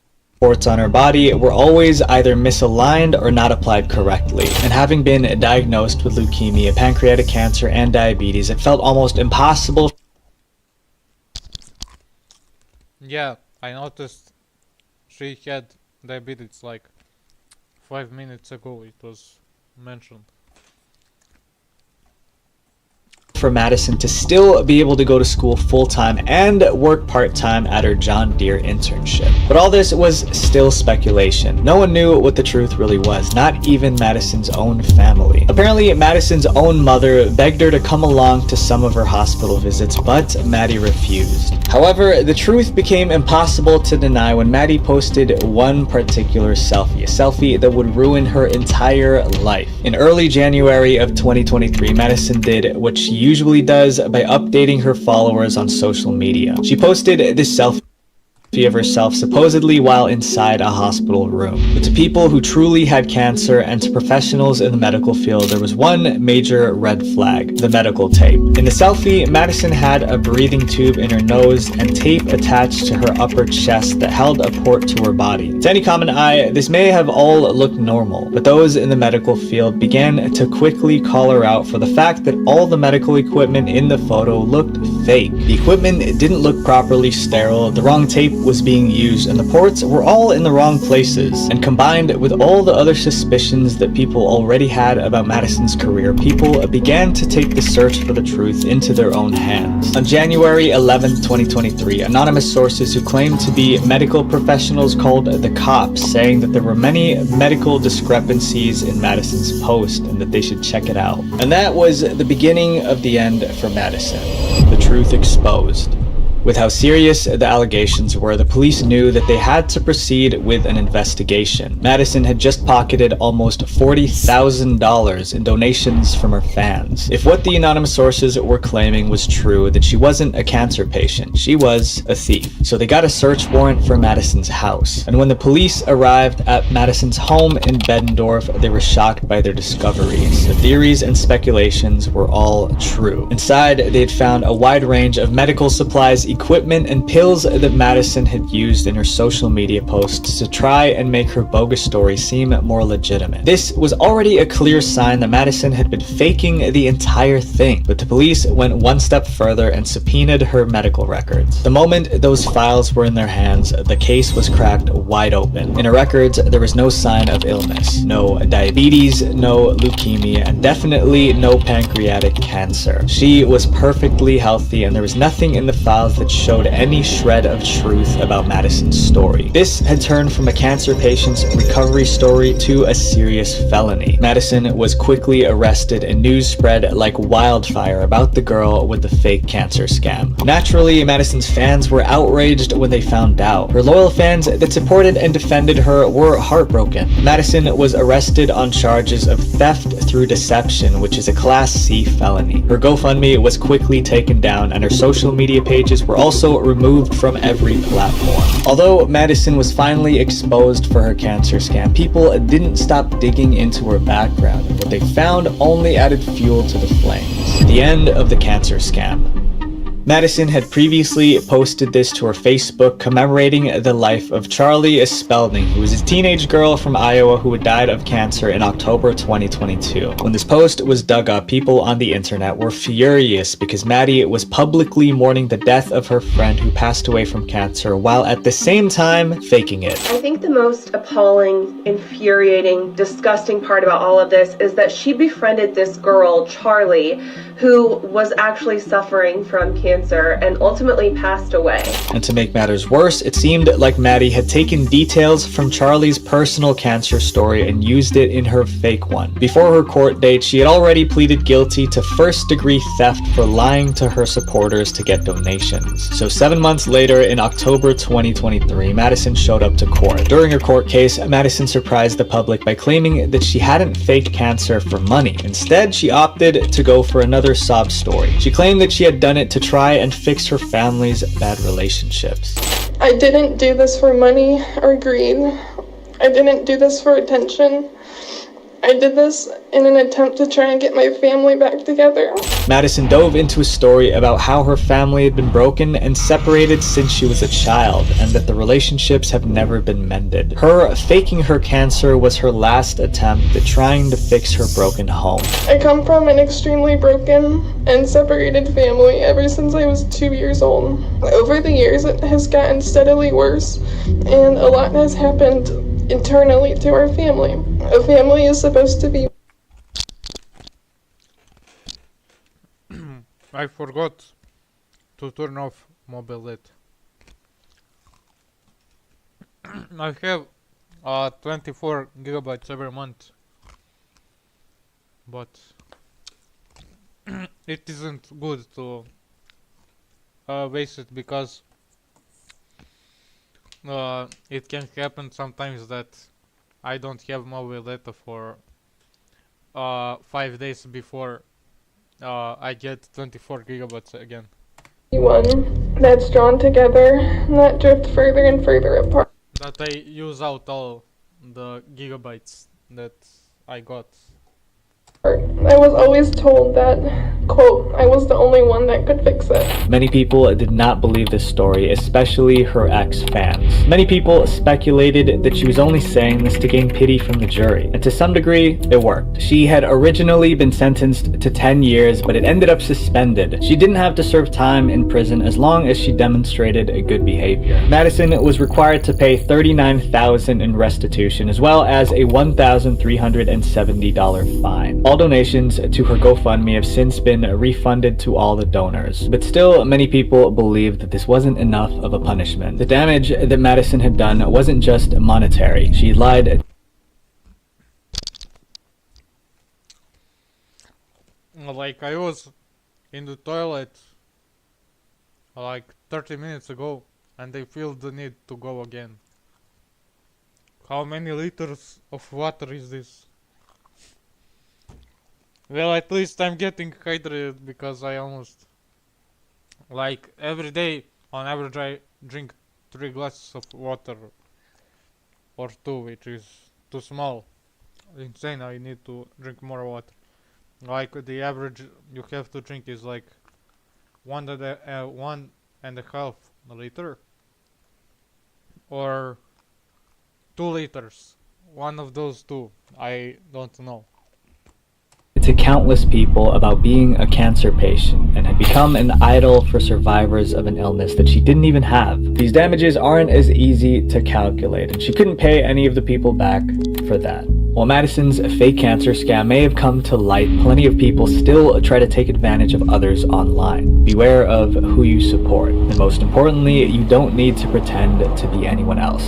My friends, be the best version of yourself. Visual Venture. Thanks a ton to Scentbird. I want to see why Roblox is dangerous. Also, you should watch this video. How 4chan launched an airstrike using Google Maps. And also, how a toy bear leaked 2 million kids' voice chats with their parents and so on.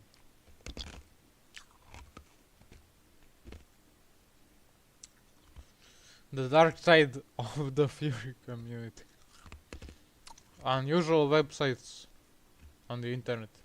This face, I don't know why do people talk about this face. Exploring the horrors of the Minecraft community. Okay, let's watch this a bit. If we get bored, Minecraft. It's a game that literally everyone knows, even senior citizens that barely know how to use This is too loud. Technology probably know how to create a crafting table. This game is a staple in internet culture, but despite all the creativity, laughter, and joy this game has brought to gamers, its community has a dark side. And I brought a special guest, Hellcastle and Tyler, to share their... This looks like... It looks like... I wonder if he's the creator of that dog meme with the cup of coffee or something. Like... and there is fire around him. And like the dog says, everything is fine, something like that. And the art style looks the same like his profile picture, comparing it with that meme that I mentioned. First-hand experience about the dangers of Minecraft. So grab your pickaxe and raise your brightness setting. It's time to dive into the horrors of the Minecraft community. How is that possible? Downfall of Notch. Let's start from the beginning. The very first member of the Minecraft... Okay, this guy, he's very controversial. He did some things that are bad. But otherwise, he didn't affect Minecraft like in a bad way. Community is its creator, Marcus Persson, aka Notch. In May 2009, Notch released an early version of Minecraft through Mojang Studios, which is a Swedish video game developer based in Sweden. This version of the game had no... Notch is from Sweden. PewDiePie is from Sweden. The band called AB, something like that. Yeah, I think 100%. They are all Swedish and they're famous. Like ABAB won in the Eurovision, which is a tournament for singing in Europe, but sometimes in Eurovision you have Australia, Israel, which aren't in Europe, but okay. No crafting, no creepers, just a sandbox with a small selection of blocks to build with. Even though the original Minecraft did not have a lot of content, the game got a lot of positive feedback from ABAB is a band, I think I mentioned, but 99%. Gamers. After adding more content to the game, I don't know, I feel like I have dementia sometimes. Minecraft skyrocketed in sales and went viral on YouTube. In fact, 2.5... Two more Ice Cube packs stacks. Bro, I'm Years leaving, later- but this is insane because I have to go to the toilet. My throat is a bit cold, but I think nothing will happen. I hope I won't go to the hospital. Wait, 30 seconds.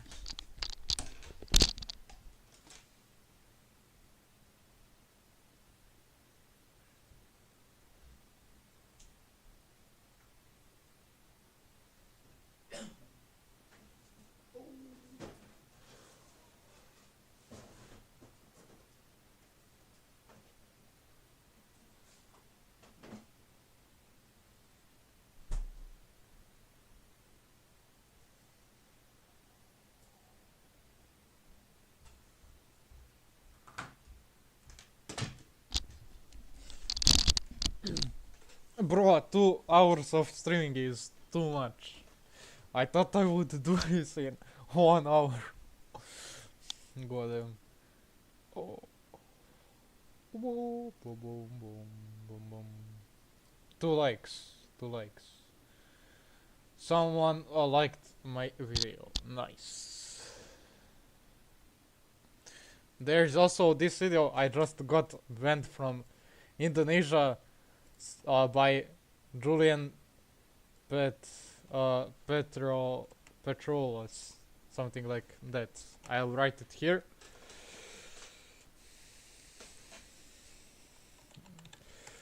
So you can watch that, but I don't know if it's entertaining enough. Later in November 2011, Minecraft has I bet it is. Okay, 2 more, including this one, and we're done. I don't know how I did this. I have no words, so... Am I proud of myself?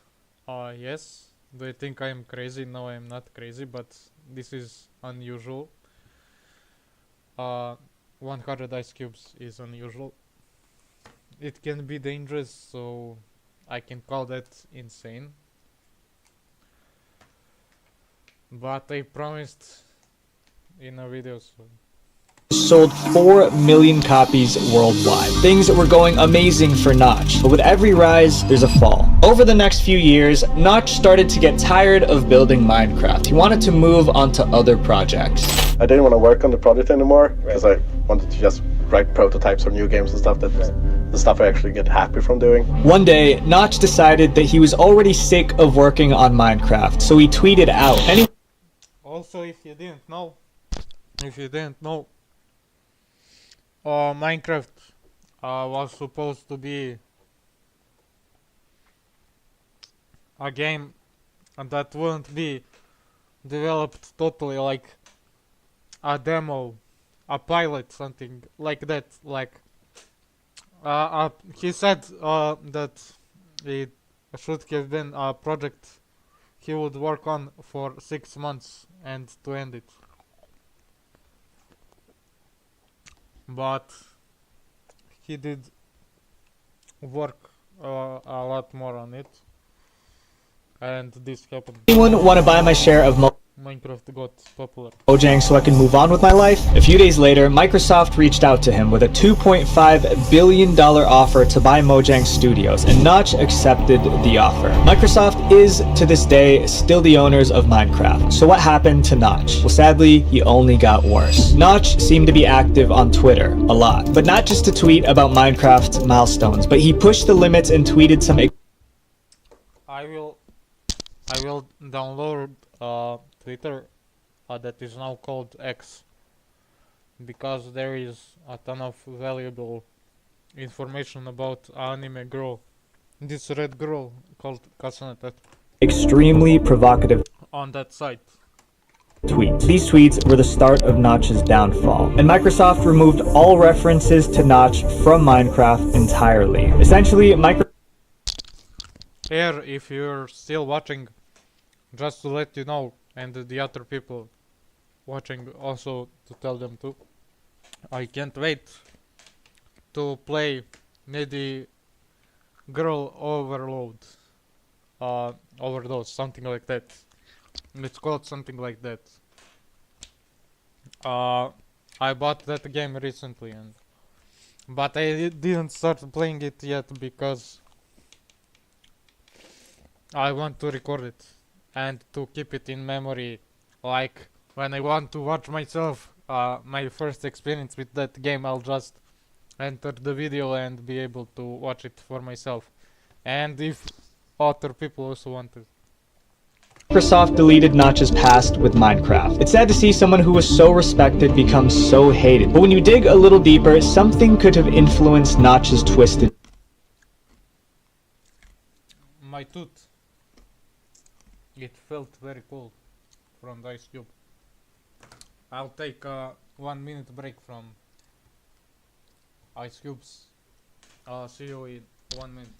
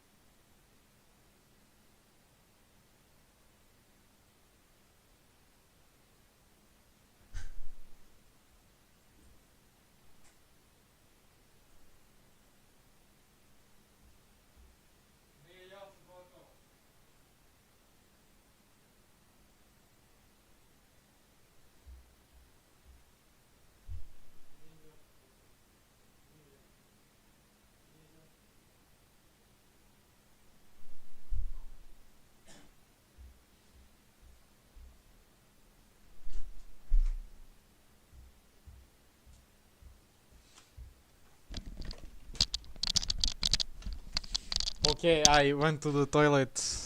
I urinated again, peed, so second time. Somehow I am alive. I drank some water. I still have 113 subscribers, so I didn't lost subscribers from the cringe of eating 100 ice cubes. Yeah, no, Needy, yes. How do we reply? Let me see. I can pin channel activity, go channel, remove. Okay. So I thought somebody was behind me, but that's me. Yes. Views. What if I told you that... I hope I'll be able to do this. Dude, I wonder, the goal is 100 ice cubes, but in the end I'll have 2 more left, so I won't really hit those 2 left. No, I won't, because like I would honestly, but I don't want to risk any health, the beginning of any health issues. Let's go. That Notch could be an incel. Back in August 13th, What's an incel? Twisted Views. What if I told you? A member of an online community of young men who consider themselves unable to attract women typically associated with views that are hostile towards women and men who are active. Self-identified incels have used the internet to find anonymous support. So, Notch is a guy who thinks he's unable to attract women. I think he had a wife. I don't know about kids. Let me see, let's see. Does Notch have Notch? Does Notch have kids?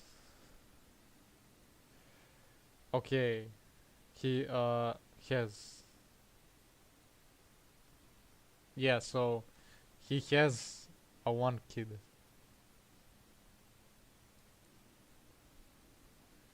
I think. No.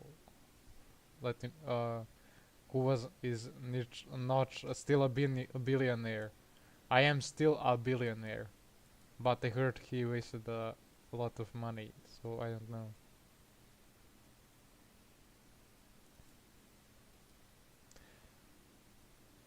I feel something weird in my mouth. I hope it's good. Fandom. Okay, I don't know if Notch has kids. Let me be more precise. Does Notch have kids? It says he has these kids, but on other sites I don't see. He has a daughter from his marriage. Okay, we confirmed it. It's good that I didn't waste 10 hours on this. Notch could be an incel. Back in August 13th, 2011. So if I calculate for 13 plus 12, so I have 25 more ice cubes. 25 more ice cubes. 875 ice cubes. Insane. But like 10 of them were like half melted, and most of them were like weren't melted totally inside, but were on the outside. I mean frozen. For some reason I say melted instead of frozen. Notch married Ellen Ederstrand. So like the outside was frozen, but the inside, some part of the insides weren't frozen, but there were like 10 ice cubes that only had the surface, or like 5. Fellow programmer. She's also the sister of the artist Krista. Because of freezing failure, because I didn't freeze them for enough time. Zetterstrand, who made many of the paintings seen in Minecraft. Ellen and Notch had a daughter together. Notch was truly in love. Bro, I did all of that research for nothing. But it wouldn't last long. Not even 1 year later, in July 2012, Notch and Ellen filed for divorce. Notch tweeted, "Found a great girl, but she's afraid of me and my lifestyle, and she went with a normal person instead." Incels use negative experiences to grow their sad beliefs. This is Notch's only known marriage to date, and it ended with his wife leaving him for someone else. In another tweet, Notch's struggle was clear. He wrote, "Hanging out in Ibiza with a bunch of friends and partying with famous people, able to do whatever I want, and I've never felt more isolated." Notch is rich beyond our wildest dreams. He bought a mansion for $70 million and has house parties with famous people every month. But despite all the parties and fame, Notch has said he's lonelier than ever before. This explains why Notch uses Twitter to express his feelings. He has all the money in the world. The truth is, he couldn't buy happiness. Minecraft is now a distant memory to Notch. Microsoft is in charge now, and it's time to take a look. 1.99. version 1.9 of Minecraft. Everything was good for me except that combat changed with swords where you can't spam click like this, but you must wait and wait, because if you don't wait you won't deal any good damage. Your damage will be very small. Look at the recent mistake that Your attack. left the Minecraft community furious. Censorship took over Minecraft. In the summer of 2022, an update to Minecraft version 1.19.1 was released by Mojang Studios with a new system to keep players on Minecraft safe. This version introduced a new feature to multiplayer servers in Minecraft. This feature would allow players to report harmful messages. It also automatically censored curse words and hate speech. This sounds like a good thing, right? Well, the problem is that this new system can be easily abused by anyone. Accounts can be mass reported and banned with no reasoning. In fact, if you do get banned, Microsoft hides the reason why you were initially banned. And when your account is unbanned, Microsoft still won't tell you why you were banned. After reviewing your account, we have decided to reverse the permanent ban that has been placed on it. While we cannot share specific details about your initial ban, please remember to adhere to our community guidelines. And let's not forget how devastating these bans are. On certain versions of Minecraft, upon being banned from the game, not only can you no longer access realms or any multiplayer server ever again, but you are no longer able to even play your own single-player worlds. Single-player bans only happen on the Xbox and Nintendo Switch versions of Minecraft, but regardless, it's still unreasonable. The game is completely unplayable if you're banned. Microsoft... Okay guys, we have 20 minutes before mom comes, so I gotta hurry up with ice cubes. doesn't even 20 minutes minimum, but 40 minutes maximum. seem to cancel any paid subscriptions you have Or 50. to their server hosting service. So they just keep taking your money even though you can't play. And this Minecraft update just gets worse. Even if you have a private server, you are still heavily censored by Microsoft. In other words, Mojang still censors your speech with your friends in the privacy of your own server. Even text written in single player mode is censored, where no one can see the text except you. The reaction to Microsoft's censorship has been crazy. People are calling the situation Update 1984. 1984 is a book written by George Orwell about a horrifying future. Yo, wait. I know this, I watched it on YouTube. Let me explain. Actually, I kind of forgot. Let me try to guess. So, there is a future, and like, you are forced to not let any information, and you mustn't criticize the government because they control the people, like they manipulate people, like I think that they manipulated the USA, like that film, a book actually. I watched it on YouTube, like somebody talking about it, like something that they manipulated the US, that Vietnam is evil or something, and that they must attack it. Where everything you say and do is being monitored and controlled by a figure known as Big Brother. Okay, I kind of guessed it. Let's think of it another way. Imagine you're walking around your house and stub your toe. You yell curse words in pain, and instead you hear... You've been censored in the comfort of your own home. And yeah, this might be an extreme example, but when you think about it, that's what Microsoft is doing. They're monitoring what you're saying even when you're by yourself. This situation is not a good sign of Minecraft's future, but the community is still fighting for change. Let's take a closer look at the people who play this game. While the majority of players are great people, there are some that take their look at the people who play this game. While the majority of players are great people...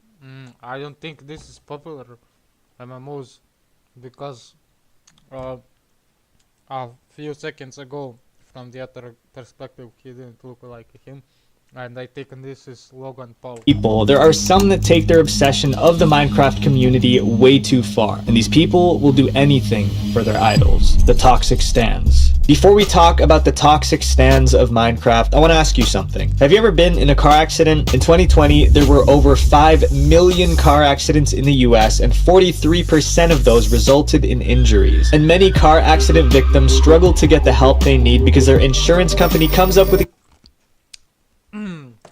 free healthcare in Europe. excuses, Welcome to Europe. downplays their injuries, and this help get the company 100 attorneys and have recovered an 8 thing up. Get your phone But you must pay for some cures.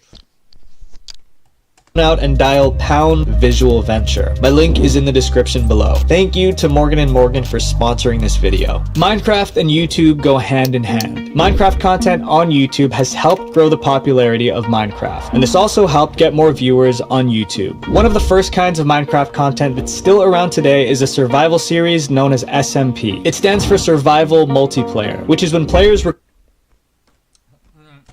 I played Minecraft since like 2015, 16 something. I started playing Minecraft since 1.6 something like that. And I found out a year ago what is SMP. It seems like a new term to me, so. record themselves playing survival mode on Minecraft with their friends. The first ever SMP video on YouTube was created 13 years ago. Some of you guys were babies back then. That's why if you're too young to remember that SMP video from 13 years ago, you'll at least recognize the most popular Minecraft creator today, Dream. With over 30 million subscribers and 3.4 billion views across his channels, Dream is arguably the biggest Minecraft creator in YouTube history. Love or hate him, the guy is an internet phenomenon with an army of followers. But fame always comes with issues. Dream's online community has fallen victim to something known as the vocal minority, which means that the most toxic people of Dream's community are the most well-known because they create the most trouble. But to be fair, they're a minority because Dream's followers have done incredible things. They've raised hundreds of thousands of dollars for charities. Twitch streamer Jay incredible things. They've raised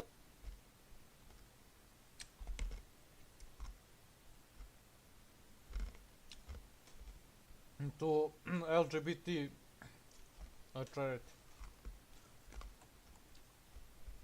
hundreds of thousands of dollars for charities. Twitch streamer Jay Schlatt banned as many Dream stands as he could from his Twitch stream, and there's a reason for that.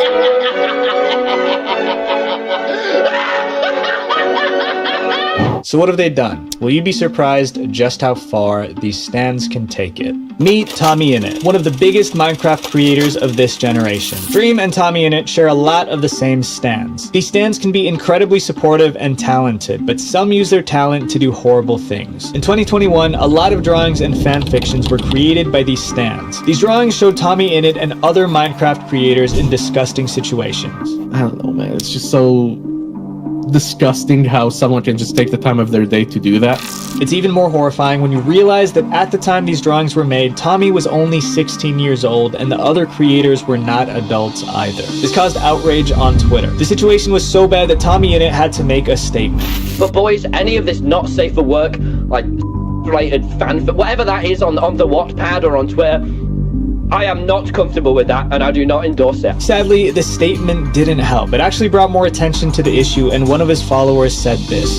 I rarely feel guilt. I'm not going to deactivate nor apologize for what I do and how I cope.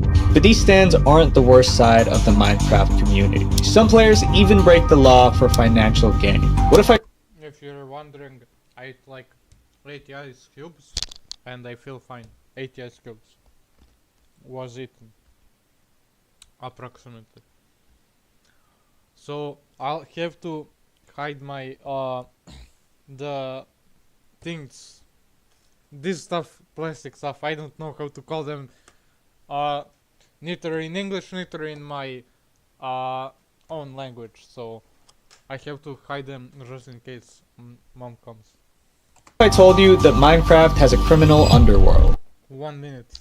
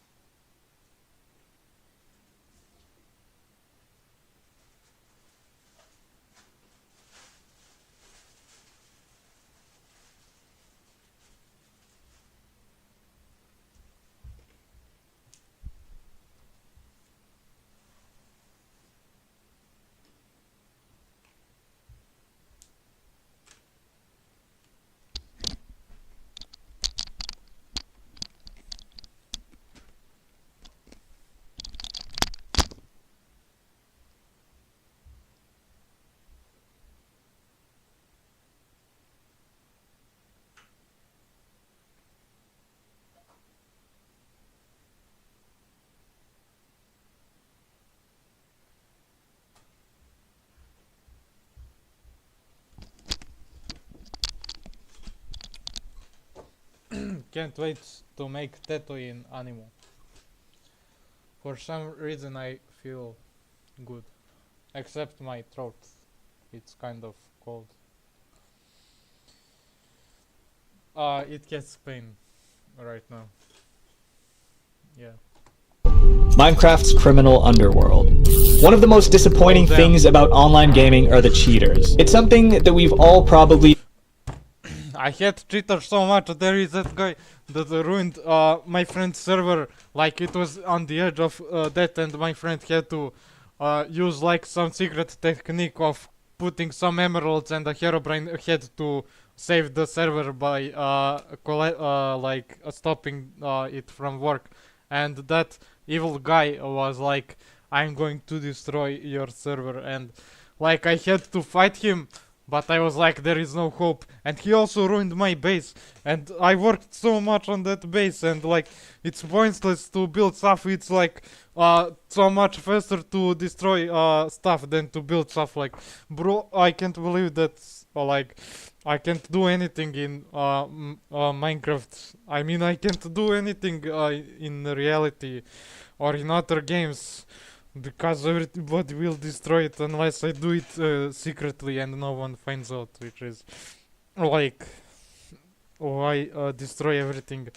And that evil guy destroyed another base from my other friend, and who knows how many other bases, and they even built it in water under a sea, and like that guy destroyed my base. And probably with teleporting cheats or something.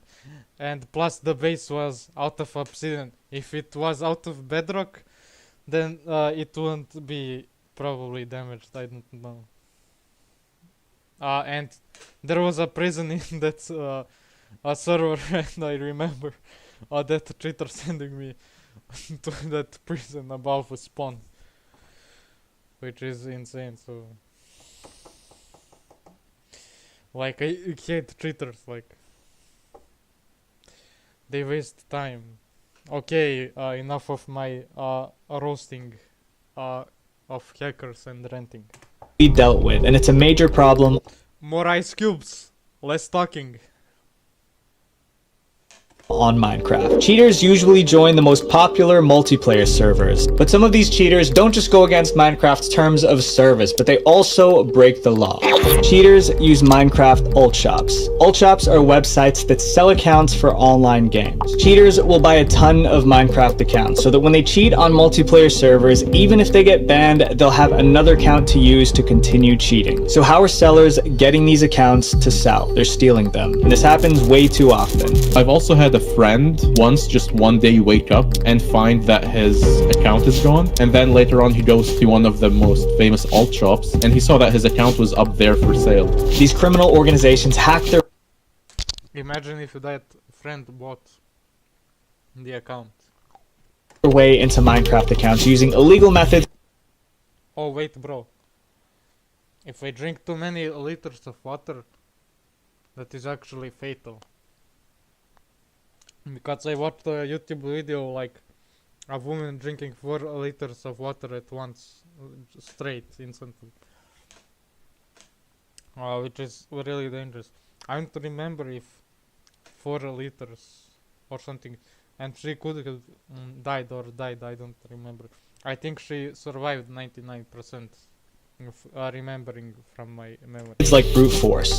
Attempt to crack the password, running through various combinations of numbers and letters until they eventually stumble. If I didn't say that friend could buy his own account.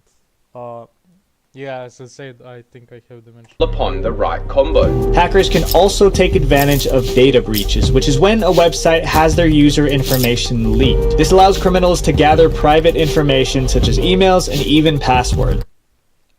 This YouTuber is a legend, this Visual Venture, the guy who makes these videos. If a user's password from one website is leaked, if it's the same password they use for their Minecraft account, hackers can access the account with ease and put it up for sale. It's a scary thought. Hellcastle has first-hand experience with these cyber criminals. Hellcastle plays the Minecraft game Hypixel Skyblock. On the game, criminals are everywhere. What they do is put a virus in a jar file and disguise it as a Skyblock mod. The main reason this works is because jar files work like an exe file. Once you launch Minecraft, those files get executed, which means any malicious code in those files run on your computer. But these viruses, also called rats, end up stealing more than just your Minecraft account. The most popular rats we've seen end up stealing all of the victims' passwords saved inside their browser. Some of them even search for... Okay, so I should actually remove the passwords that are in my browser and write it on a piece of paper. Good to know. I must definitely do that one day. Connected cameras on your computer, and they take pictures of you that they can use later on to blackmail you. What makes things worse is that there are many kids who play this game. They play on their dad's computer or their mom's computer, which usually has all the important information. So when they do install the rat and run it, the hacker ends up getting their parents' login info to their bank. You might be thinking, who would fall for downloading these types of files? Well, the thing is, Skyblock is a game where modifications are basically essential to play the game. It enhances your experience. So if one of your friends tells you to download an awesome mod, why wouldn't you? Minecraft's criminal underworld is massive. It's pretty big too, honestly. I wouldn't be surprised if it's like nearly $1 million business now. And Hellcastle is only talking about one specific community. But not all of these criminal users commit obvious crimes like hacking. Some hide in the shadows and wait to take advantage of the vulnerable people on Minecraft. Servers are stealing your money. Minecraft has a huge multiplayer empire. With thousands of daily active users, it's no surprise that scammers would want to exploit it. Some of these popular servers try to take advantage of the most vulnerable demographic of the Minecraft community, young kids. These server owners try to squeeze money out of these kids using pay-to-win system. A pay-to-win system is a practice where players can purchase items in-game to get an unfair advantage over other players. These servers will get young people to buy ranks for their games at Bro, I took too much water. Maybe I should take some food. Insane prices. And these ranks help players get specific advantages in the server. So they would sell you a rank for like... I have to go to the toilet for the third time. $250 or $500, that just makes you a god above everyone else. There's nothing more unfair than being way behind someone just because their parents are rich and they just buy them everything. It sucks. It really sucks. These pay-to-win servers are such a problem that YouTuber The Horizon dedicated himself to crashing these servers. He is basically a pay-to-win anarchist. One of the worst examples of the pay-to-win scam is the server Wild Prison. In May 2022, a YouTuber by the name of Salcy1 created a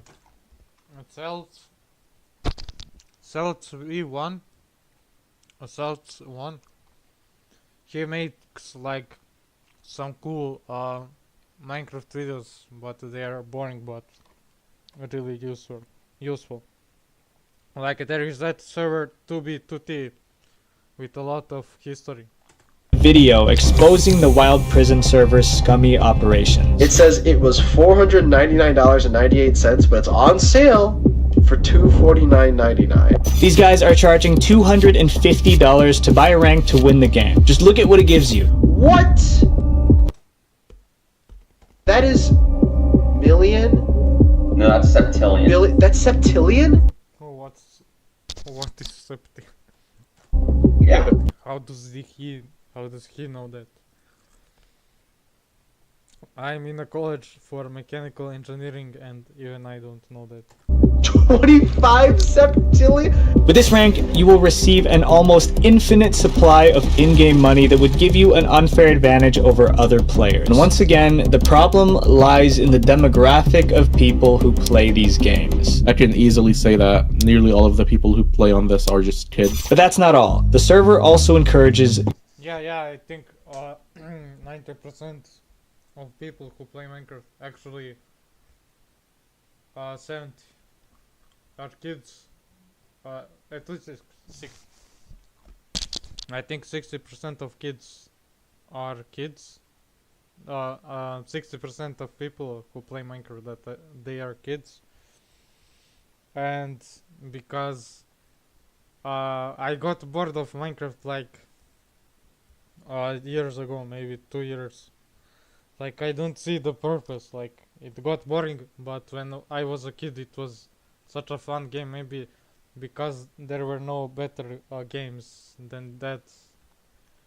Like now my favorite game is Overwatch 2. Gambling. Loot crates are an infamous mechanic in certain games. Players would buy these loot crates with real-life money to receive bonuses like rare cosmetics. It's controversial because people argue it's a form of gambling. Apparently, the drop rates on Wild Prison are lower than people think. They just lie in the chances. We opened like 1,000 keys and we did not get one of the drops this time. This problem becomes worse when you realize the people playing on the Wild Prison server are too young to gamble. Wild Prison server owners encourage children to gamble money just for some items in Minecraft. But the YouTuber Salsy1 found a loophole within the server that allowed them to break the restrictions on Wild Prison and give themselves a ton of expensive in-game items for free. Then they took these items and gave them out to as many players on the server as they could. That's the one? Oh my lord. $7,000. Wait, scroll up again. Oh, $7,000. Salsy1 was Minecraft's Robin Hood, and even though he and his friends were banned, it sent a clear message to the Wild Prison scammers. But sometimes evil isn't so obvious. Terrible people can blend into the crowd acting innocent while quietly hurting others in the shadows. And worst of them all is a person called Sky Does Minecraft. The down... How? Isn't that guy good? I watched some of his videos. Sorry for ice cube crunching eating sounds. Sorry for the sound of me crushing ice cubes.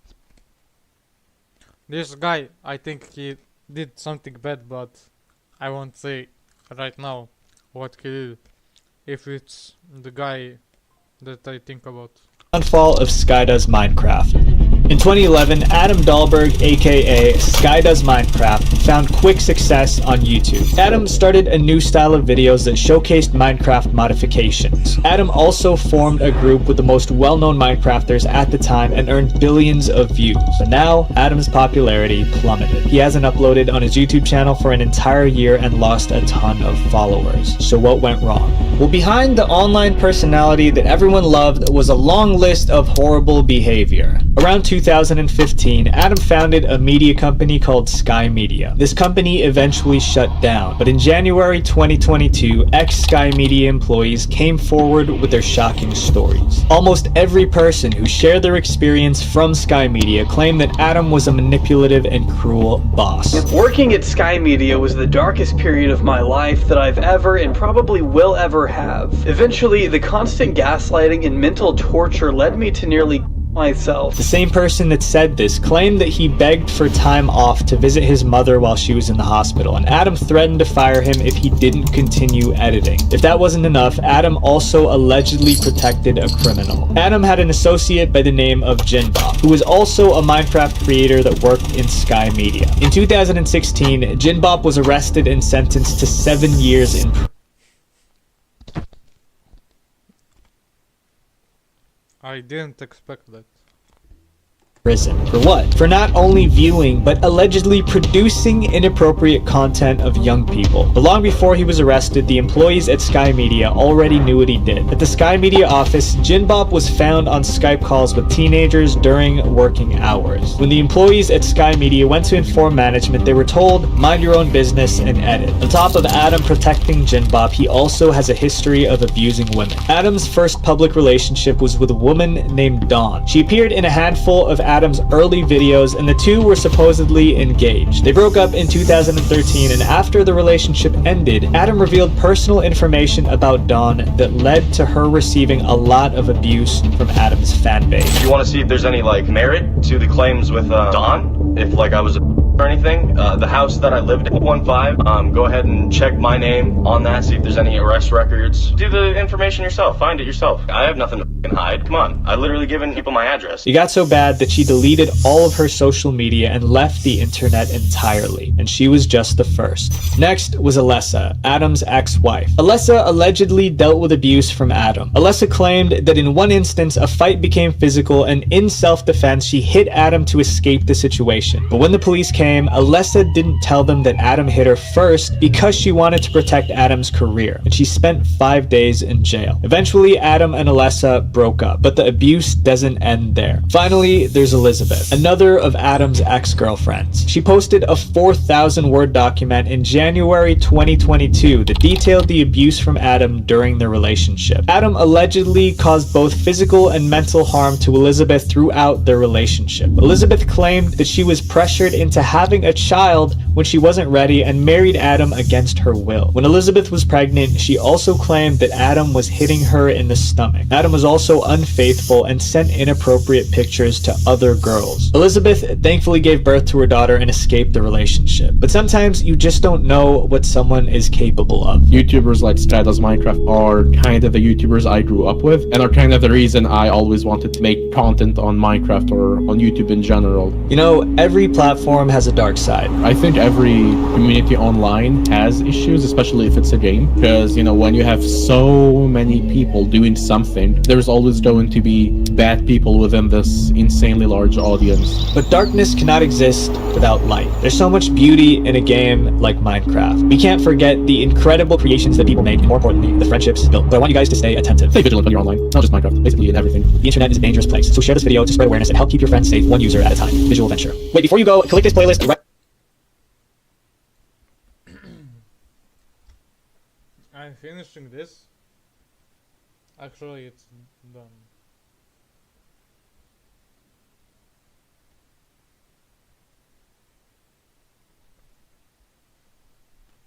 So, 12 more and we are ending the stream. 12 more. Cute.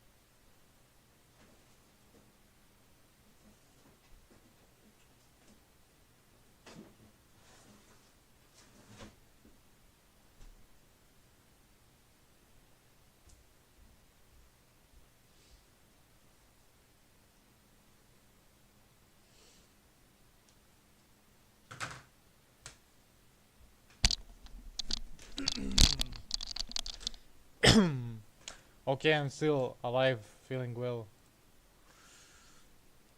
2 viewers. Okay, if you, these 2 viewers are watching for like almost 2 hours, congratulations. But I also want to tell you that you should do also something else, like hobbies or something. But if you're free, feel free to join. Okay. Wait, where is the... Oh yeah, next video, yeah. I thought we were watching something. Let me see, the Roblox video. Yeah, why is Roblox evil? I wonder.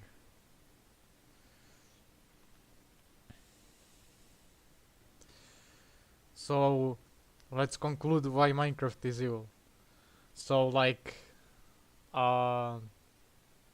abusing some, like something like Microsoft is stealing our information even on private servers, and like banning single player multiplayer, but I forgot why is the Minecraft community evil. Like there is that business of selling accounts and like having multiple accounts, and like even if you get banned you'll have a lot of accounts. Roblox is darker than you think. FT Ruben Sim. Oh, this is interesting. So I never saw him record with another person. Nice. Redrawing old art. Dude, I just entered this video and I got recommended the same video. The first video that I got recommended is the same video that I'm currently watching. Isn't that insane? And for some reason, his Roblox video has 3.4 million views, and the Minecraft video has less than a million, between 888,000 and 888,000 and 900 and 1 million. A 13-year-old child across state lines. Police say the 13-year-old girl. Okay. Too fast. But we already start with dark stuff. Parents, beware. Monsters are among us. He was arrested because he took a 13-year-old child across state lines. Police said the 13-year-old girl met Graham on Roblox. What you're looking at on the screen right here is probably the biggest Roblox news we're gonna have all year long. Yeah, Roblox, the multi-billion-dollar company, is suing a YouTuber for $1.6 million. That's more money than I've ever made in my entire life. In this documentary, we talk about the questionable things that Roblox is. This is a younger visual venture without glasses. Also, fun fact about him, he has like... he makes sticks, like, and he has to record himself multiple times, like, while he speaks, he has like some stutters, like, that is preventing him. He actually has normal speech, I think, but sometimes, like, every minute he has like this weird head movement, like this. Like instantly move on the right side, left, any side, which is sad. And also, I watched this YouTuber for a few months and I still don't know his real name, but who cares? Is doing the kids. Then we go over a YouTuber who was sued by Roblox for $1.6 million, and we have him here today to give us a never before seen look about what happened. So stay till the end as we take you on a journey through the dark side of Roblox.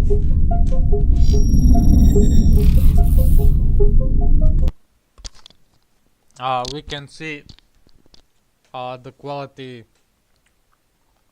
is lowered because it's one of his older videos.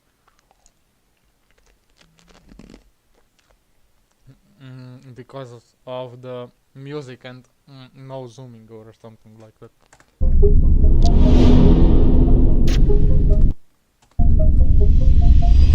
Let's say you Actually, there is zooming.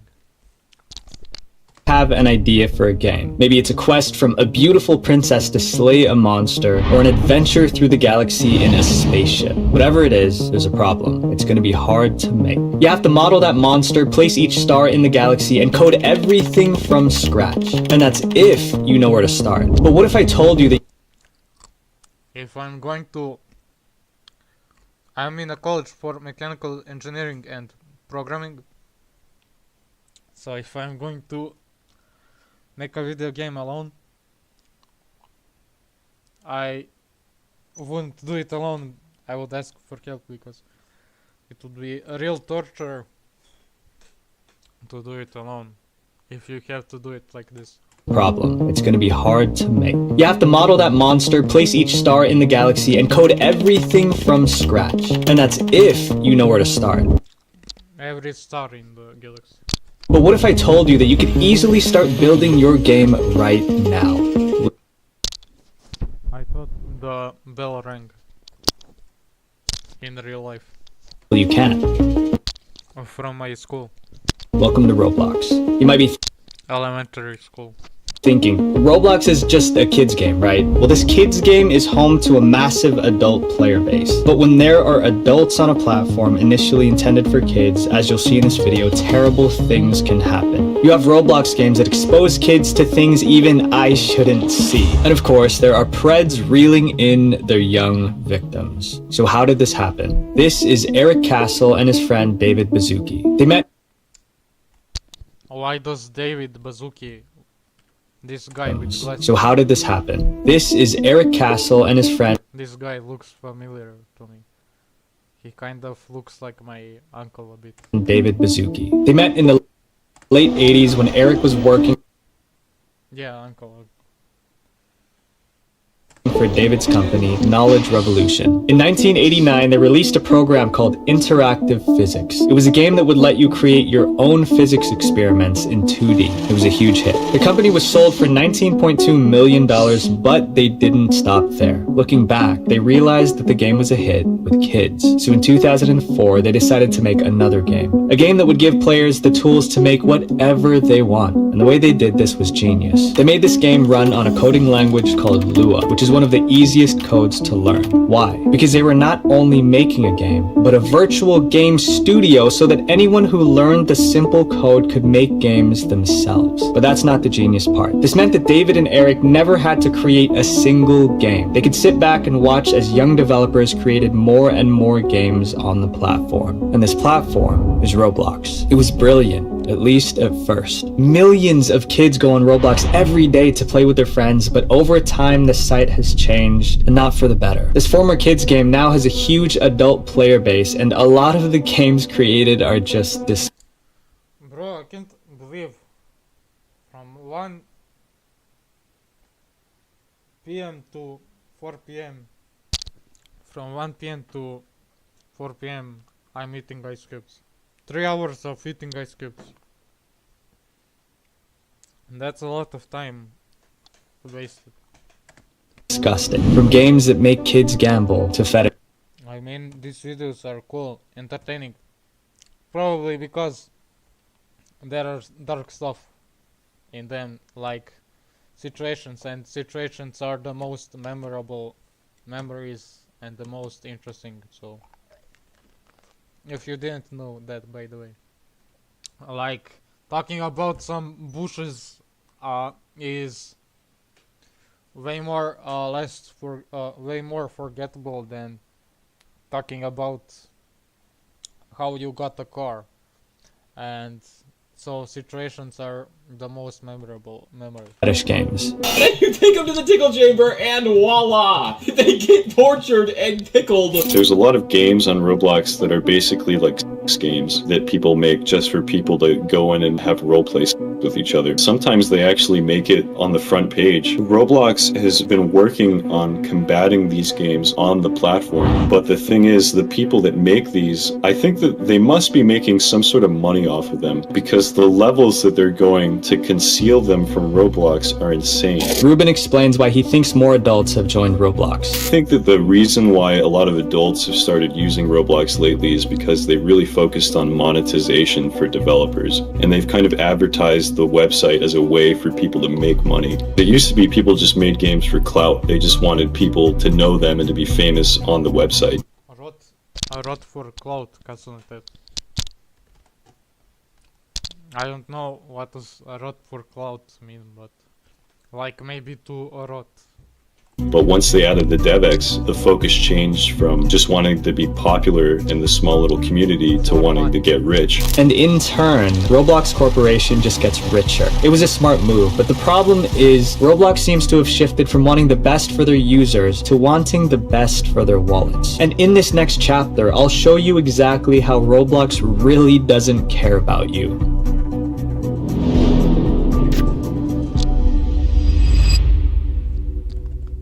Roblox says that their mission is to connect billions of people with optimism and civility. They enable anyone to imagine, create, and have fun with friends. gains. The statement is crucial because this is Roblox promising its incredibly young users that they have the power to create anything. So how true is this?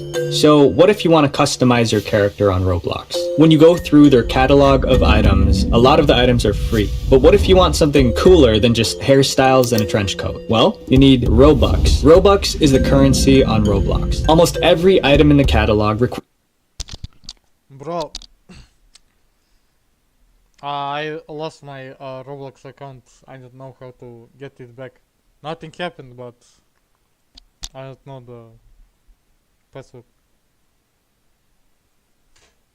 So it's a shame. I had in jailbreak I had a cool helicopter that shoots rockets, and it costs a lot. It takes a lot of time to get that helicopter for free instead of just using Robux. requires you to spend at least 10 Robux. So how do you get them? Can you earn them through playing? Rarely. For the majority, it costs real money. The lowest amount you can pay on the Roblox website is $5 for 400 Robux, which isn't much when you realize that a lot of items are over 100 Robux. But it's not just items users are paying for. Creators have the ability to give their games their own game passes that cost Robux. And some games require you to buy a game pass before you can even play them. But creators have it bad too. If a creator needed sound effects like sword slashes, there's a limit on how many audio files you can upload per month. A premium member can upload up to 100 files a month, but a non-paying user can only upload 10. That's less than the amount of sound effects used in the original Super Mario Brothers.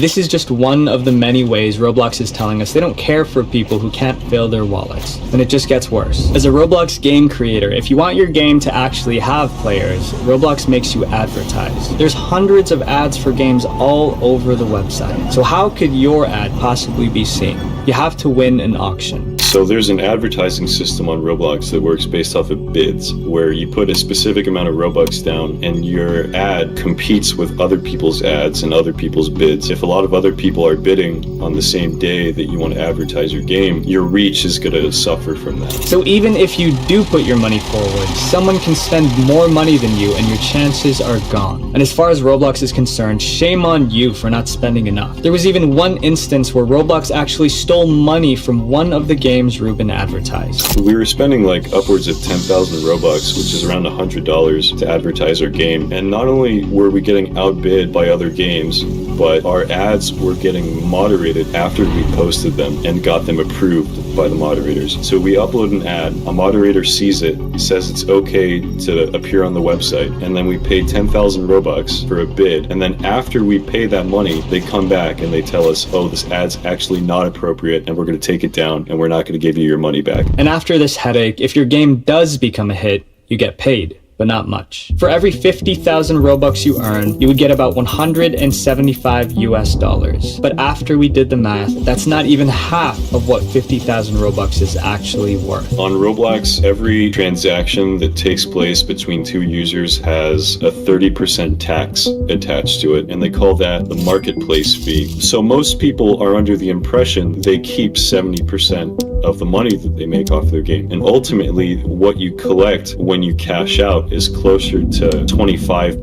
Roblox is underpaying its users by less than half of the amount they're owed. I mean, to me, it's pretty clear that Roblox doesn't see its users as people. To them, we're just walking money bags waiting to be emptied. It used to be a place where kids could express themselves and their ideas, but now it's become a trap, and kids are falling for it. The easy interface of the Roblox studio only takes hours to understand and maybe a month at most to learn the code it uses. But after hours and hours of making the game they've dreamed of, these kids are forced to fork over money they probably don't have to get people to play it, or else watch their game rot and die just like most of the others.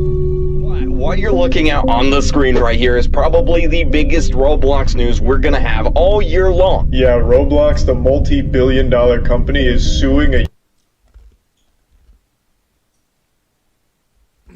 Wait more.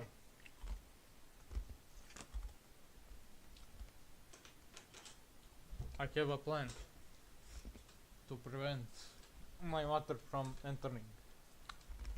I ate more. I have 8 more ice cubes. I have a plan to prevent my mom from entering. a YouTuber for $1.6 million. And it definitely ruined my Thanksgiving because the whole time I was having turkey with my family, I was just thinking, what am I going to do when they're asking for $1.6 million? That's more money than I've ever made in my entire life.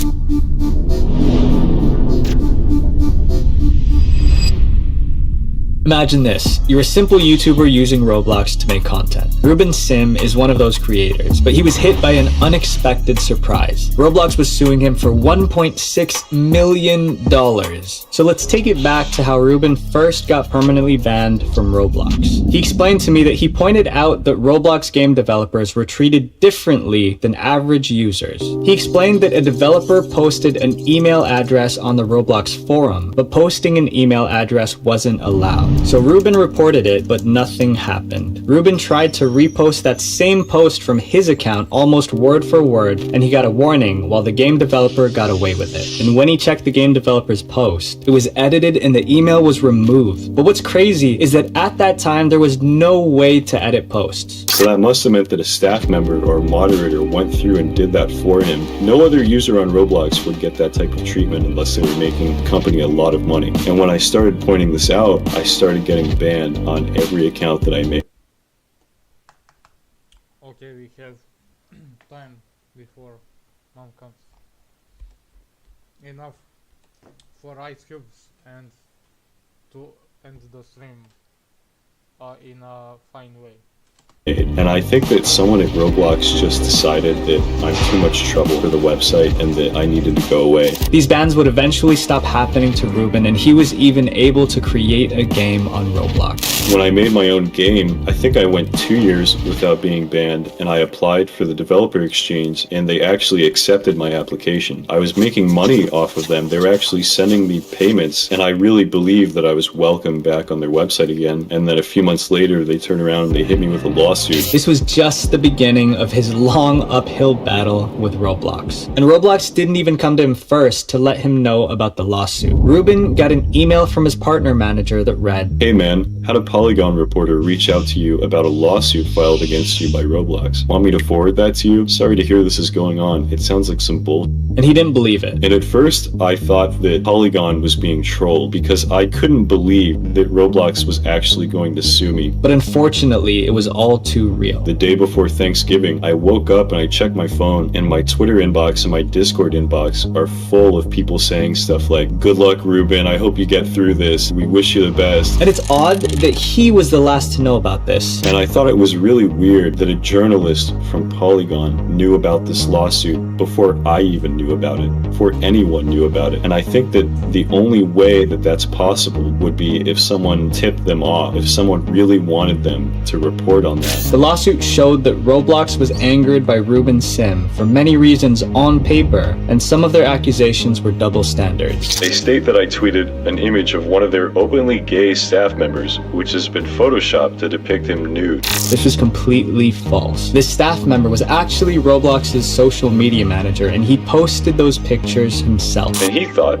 that it would be a good idea, while working at Roblox as their social media manager, to post nudes of himself on Tumblr, where anyone could see them. Ruben didn't Photoshop anything, he was just showing what was already there. During the Roblox employees' time at the company, Roblox never stopped the blogs, nor did they acknowledge it before the lawsuit. So essentially, Roblox was trying to punish Ruben for the bad decisions they made. Roblox went as far as finding evidence against him from when he was just a kid. So Roblox literally looked up infractions from my childhood to use against me in a legal document when I'm 25 now. I thought that was ridiculous. This whole time while I'm reading this legal complaint, I'm thinking like, aren't there files on Roblox? Aren't there predators that have groomed hundreds of kids? Why am I the one that's being targeted with a lawsuit when there's way worse people out there who are way more deserving of something like this? What's interesting is that Ruben brought to light many issues on Roblox, including calling out child preds, but somehow he's a bigger threat. It's clear that Roblox doesn't want to change, because change costs money. I mean, why? It appears that the protests in Serbia are still active since December. So if you want, I can tell you about it. What happened, tell me in chat. If you don't want to know, don't tell me. else would they sue Ruben for $1.6 million? That's more than he's ever made in his entire life. Not only that, but they requested that Ruben... Bro, I lost a subscriber.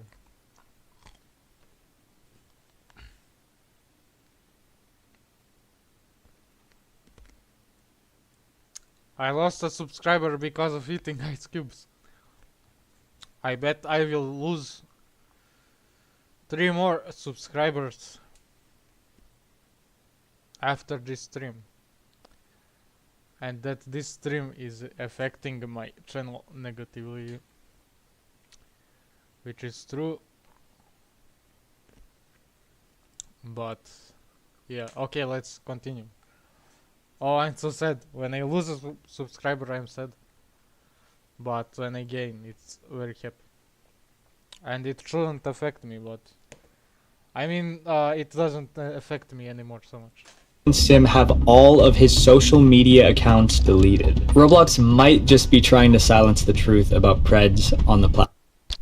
Maybe I didn't lose a subscriber because of my ice cube eating. Ruben explained what could have happened if he didn't take action on the lawsuit. If that had happened, then there could have been a court order telling me I have to delete my YouTube channel. And I feel like to Roblox, that would have been a big W for them, because all the videos about me complaining about files on their platform would have disappeared. Roblox made a huge mistake in suing Ruben because it brought to light Roblox's darker side. So people started to dig a bit deeper, including us. And what we found is just disgusting.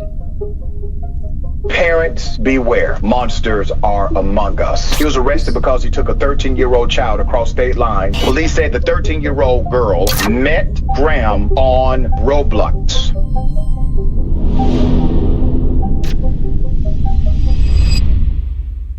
How can you tell that a person you're talking to online can be trusted? Especially one you just met. Roblox allows anyone to interact with anyone, and just as much as this site has brought kids together, it's also made them targets. When your platform is made and advertised for kids, people with awful intentions will flock there. And some of these horrible people will even climb the ranks and become some of the most influential people on Roblox. Mr. Obvious was a YouTuber who created animated skits using Roblox. Mr. Obvious was a bit of a celebrity on Roblox because back in 2013, he won a Video Creator Award from the company. Needless to say, he was widely respected until 2017. Ruben Sim was contacted by someone who claimed they had evidence that Mr. Obvious was grooming a 15-year-old girl while he was 22 years old. What Ruben discovered was horrifying. There were videos of Mr. Obvious touching himself, and he sent the videos to this girl and other children. So I want you to know that the bottom part here is really sensitive.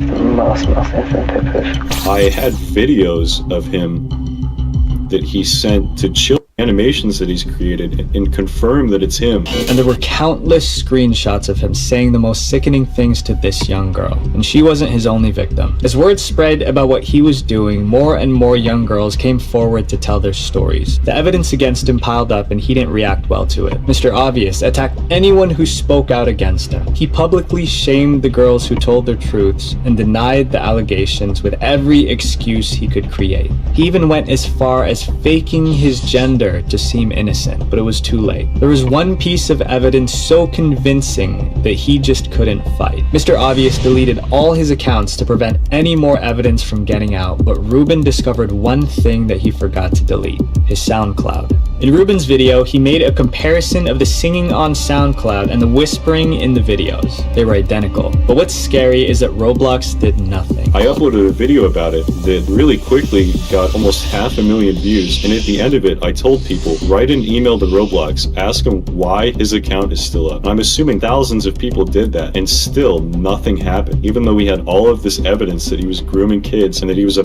file. It was only after 4 years that Roblox terminated his account. He scarred many kids, and Roblox still didn't learn their lesson because this happened again with an even bigger creator. I'm referencing the YouTube channel People Make Games. Sonic Eclipse Online, or SEO, was an incredibly popular Roblox game based on the Sonic the Hedgehog series. Created by a Roblox developer with the username Dr. Rofatnik, his game was one of the most beloved games on the platform. Little did they know what Doc was doing. In 2020, evidence was released that depicted Doc having explicit conversations with a 12-year-old girl, and at that time, Doc was 24 years old. The things he said were disgusting, and the evidence was all there, but it wasn't enough for some people. This 12-year-old girl made friends with the people in the SEO community, but they still all sided with Doc. A response video was released by Doc and the SEO development team, defending Doc and his actions. The DMs that were exchanged between Jaden and the victims were not okay, but Jaden is by no means a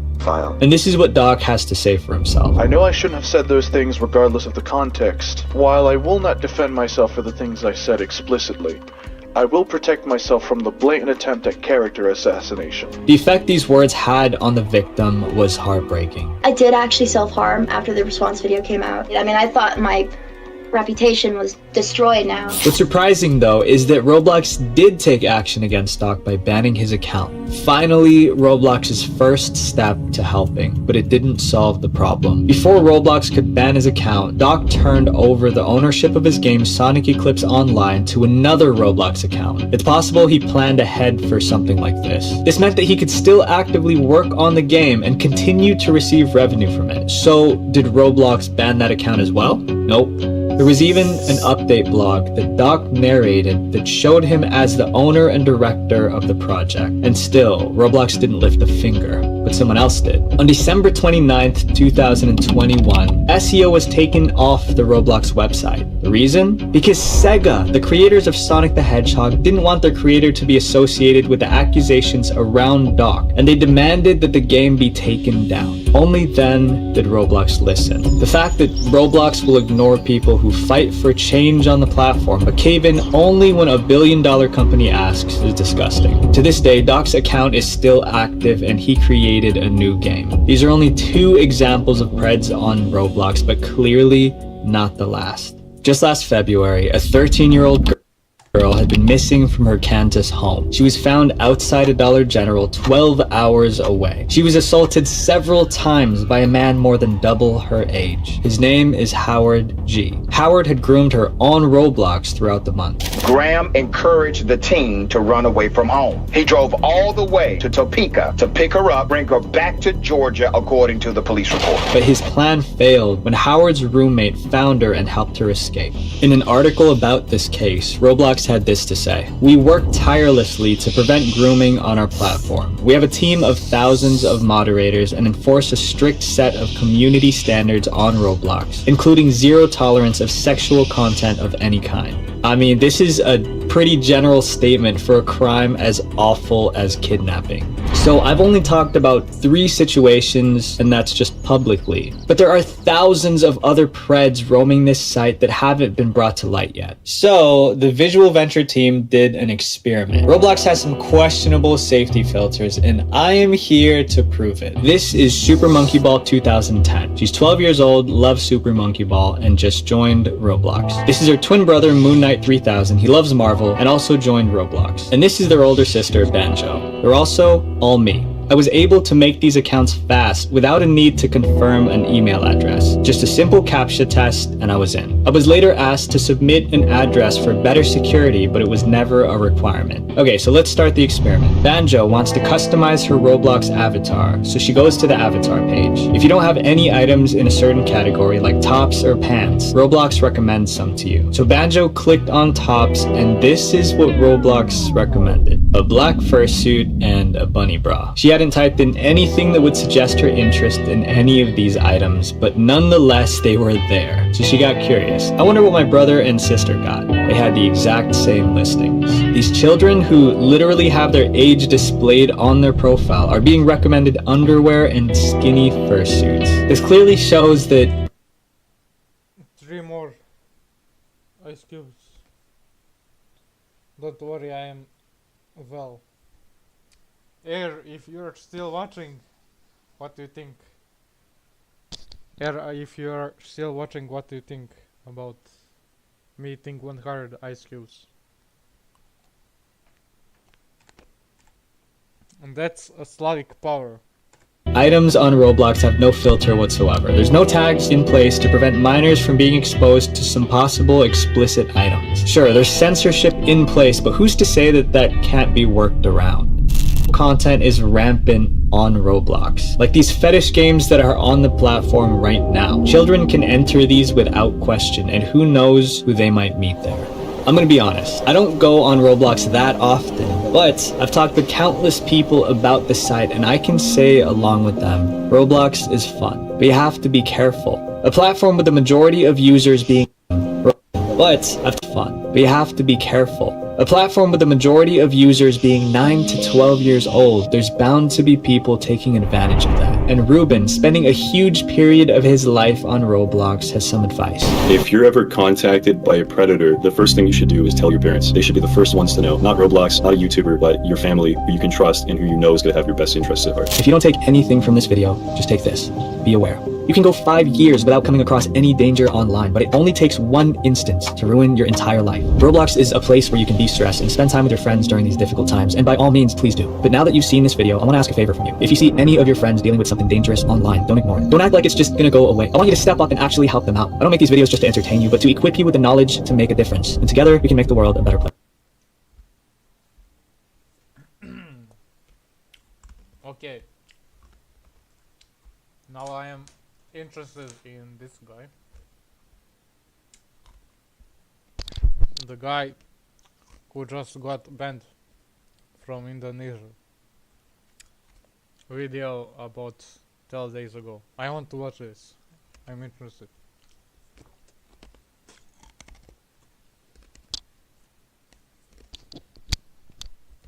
Started after I filed a lawsuit against somebody. Following serious... I think it's hard to do. I don't know what's hard to do.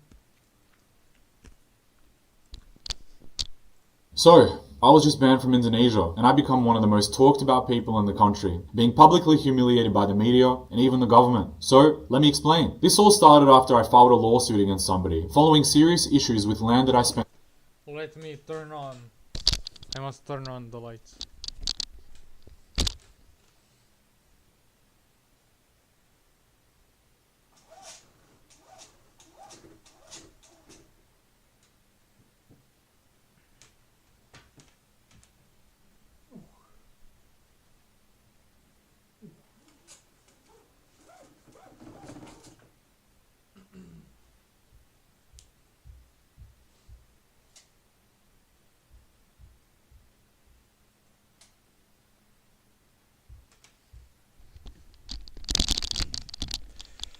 I can honestly understand if that guy unsubscribed from me because I'm eating 100 ice cubes, because that's dangerous and harmful, and promoting that is harmful, but I don't want to give bad influence. It's because I promised, but it looks like I promised to no one, honest.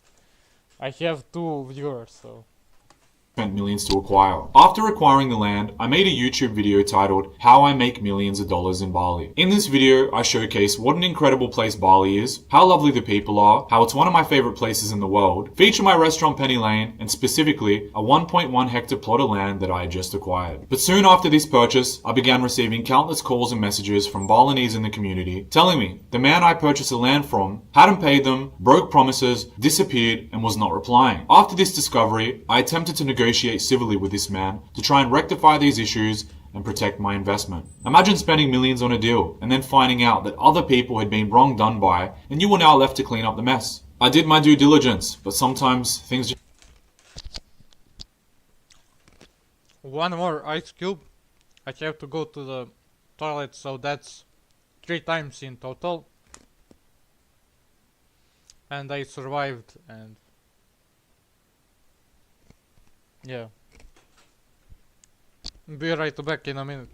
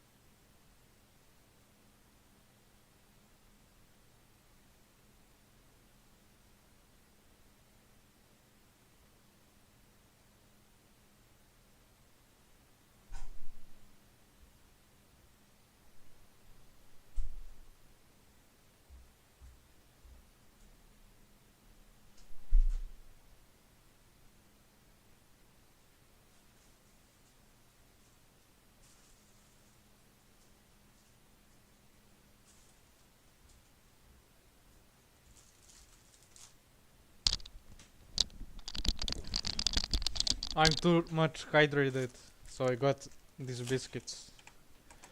Just don't go to plan. After making multiple attempts to try resolve. Actually, the last ice cube. Let us celebrate. Losing 1 subscriber and doing this for nothing. Okay, what will I do next? Last ice cube. I don't know what I will do next. We'll see. This is insane. 100 ice cubes and nothing happened to me except going to the toilet 3 times. Let's go.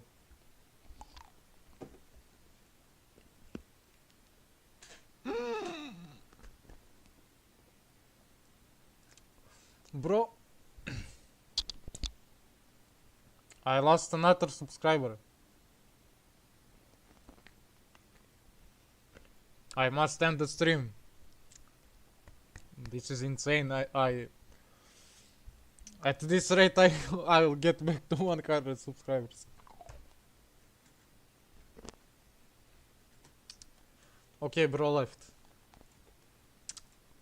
Okay, let's start with this. Resolve things peacefully. This person unfortunately continued to complicate and escalate. Good game.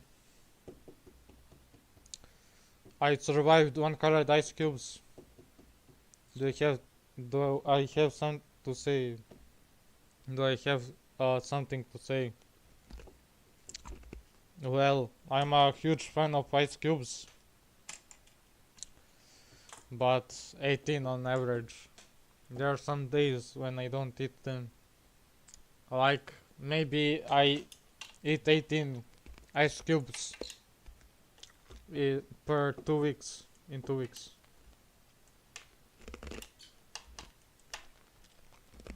But before, a month ago, it was often like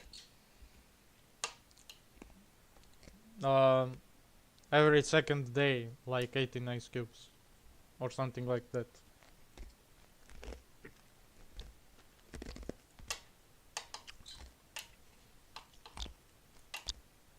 Honestly, I didn't prepare for the stream, but I found cool videos, so I was prepared for the stream.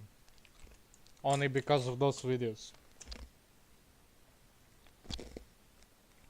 I didn't make a way of ending this stream, so I'll just say goodbye. But I will watch this a bit and I will end.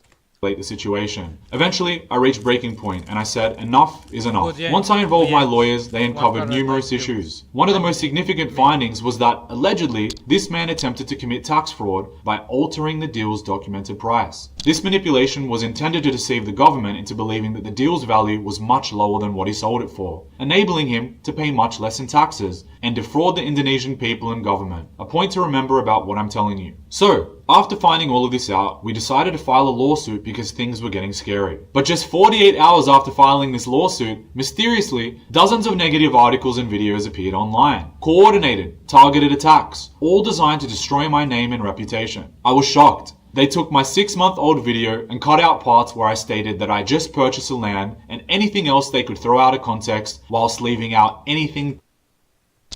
Eating a biscuit now feels like eating a refreshing biscuit or something, like a cold refreshing biscuit. Not too cold, but normal. Maybe like ice cream biscuit. Positive. This is my biggest land purchase ever. But the biscuit is very delicious after 100 ice cubes.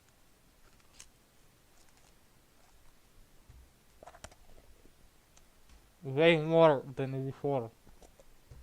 created massive controversy and stirred up emotions within the Indonesian community. Each morning I'd wake up to another 10 videos or articles that had been paid for. These were not organic articles. These articles and videos were orchestrated, allegedly, by the person I sued. It was a targeted attempt to destroy my reputation and hurt my chances of having a fair trial. I am a strong stoic person who prides themselves in their ability to handle emotions, but this was a different type of level than anything I've ever experienced. And to be honest, this week I've lost a lot of sleep, but I will not allow my name to be tarnished any further. This is why I'm making this video. So, let me dive into the facts. After the articles came out, they went super viral. But the first thing they used to attack me was saying that I used the word purchase. This is my biggest land purchase ever, and it is illegal for foreigners to own land in Indonesia. But then they said they checked the land and even my other businesses and said that I own nothing. No businesses, no properties, and no land. Quite an odd thing to say, as nobody ever reached out to me to verify anything. They simply just claimed this and tried to sweep it under the rug. Super odd, right? But what they failed to explain is that I legally purchased the leasehold rights to this land. The entirely legal way for foreign investors to purchase land. Leaseholds in Bali can last decades, and mine will last most of my life. In my video, I said, this is my biggest land purchase ever. And this is the one reason the government has gone on some weird tyrannical mission to make an example out of me. Only because I stated that this is the land I purchased. I'm going to be showing you the process of buying land. From the point of buying the land. Yes, this is the land I purchased for multiple decades, and I spent millions to do so. Just how people worldwide do with leasehold properties. But because I use the word purchase, this is apparently such a big crime that the media have published hundreds of articles and videos trying to destroy my name. Buying land. Did you know every single residential property in China is a leasehold? Australia's capital city, Canberra. Every single property is a leasehold. Even in London. Yes, London, England. Almost 40% of all properties are leasehold. So imagine this. You live in London or China, and you saved up for years to buy your very first house. It's a monumental experience for you. You fulfilled your childhood dream and bought your very first property. You're ecstatic and over the moon and decide to share your new purchase on social media. But then, 6 months later to your shock, the government holds a press release to publicly humiliate you, call you a liar, say you own nothing, and ban you from the country. Why? All because you said you purchased a house? What an absolute crime you've committed. I just bought my first ever home here in Bali. Did you murder somebody? Steal money from investors? Or is it all because you said you purchased a house? To get the best price is buying a plot of land and building everything yourself. I'm sorry, but if somebody buys a property on a leasehold for, let's say, 65 years... Okay, bro. I guess you're the only one watching. Give me a minute and I'll start reacting to this video like a real man. I have to hide this first.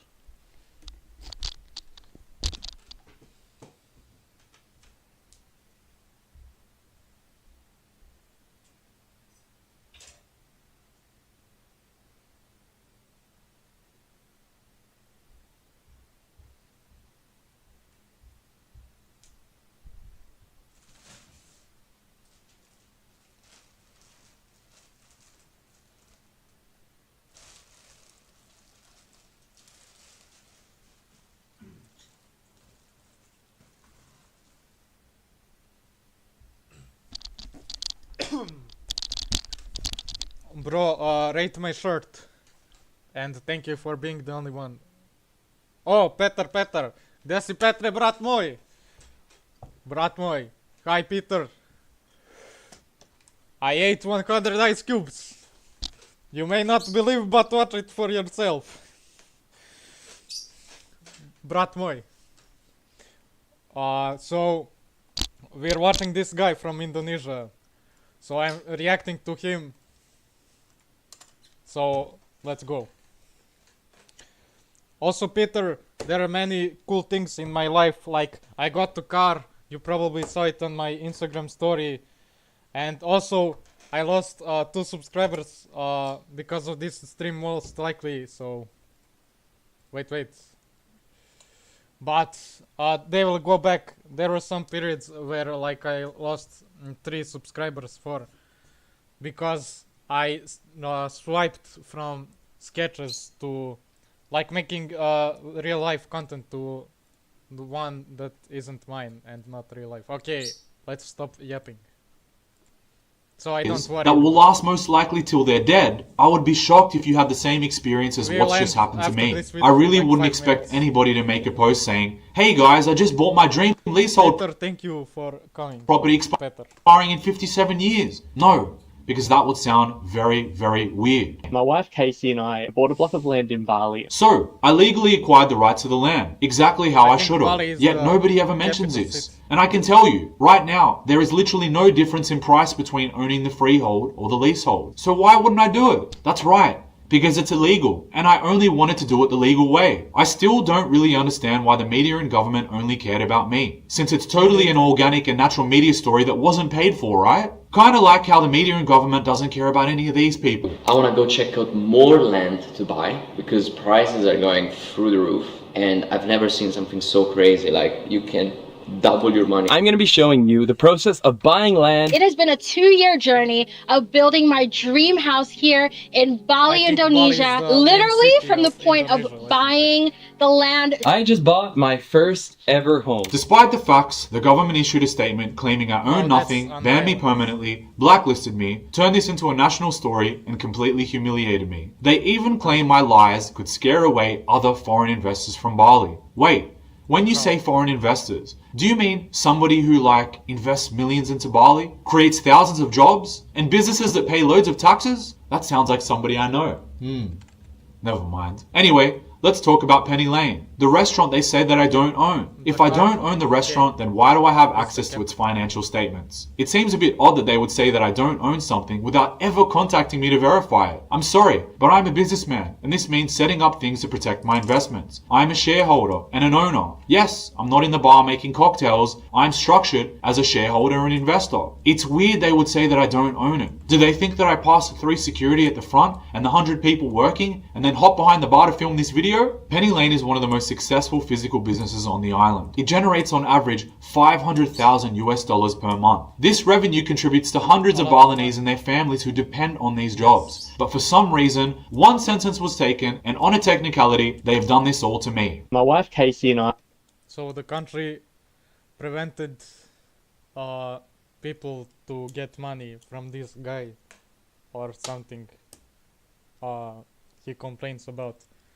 So they stopped income which can save lives and so on. So that's stupid. I, about a year ago, bought a block of land in Bali. And just to make things clear, any property, business, land or investment that I've ever made in Indonesia has contributed to less than 1% of my total net worth. I made all my money elsewhere, and then only with that wealth I created did I start to invest into Indonesia. A lot of the articles say I made my money in Bali and boast about it to try to show off, but that is absolutely incorrect. I own businesses in over 10 countries, and never once have I ever talked about them. Because I wanted to showcase Bali, because I love Bali, and I love Indonesia and its people, not for any other reason. A lot of these media stories say that I boast about making millions, which yes, I'm guilty of being— Bro, spitted some spit before a second ago, but who cares?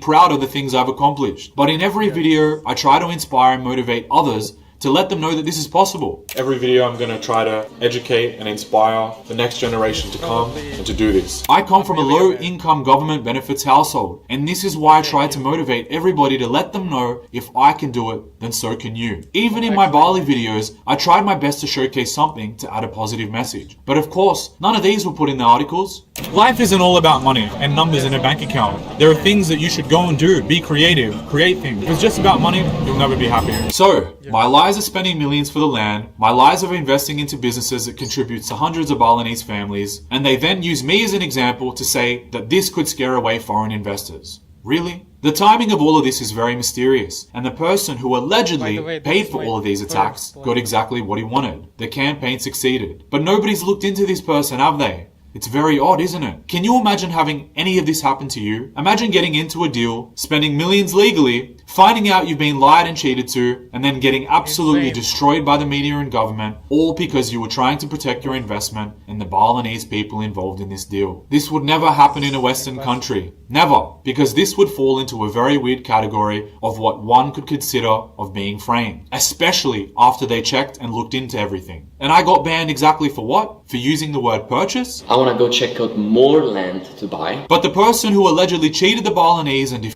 I think Indonesia He's acting like North Korea, honestly.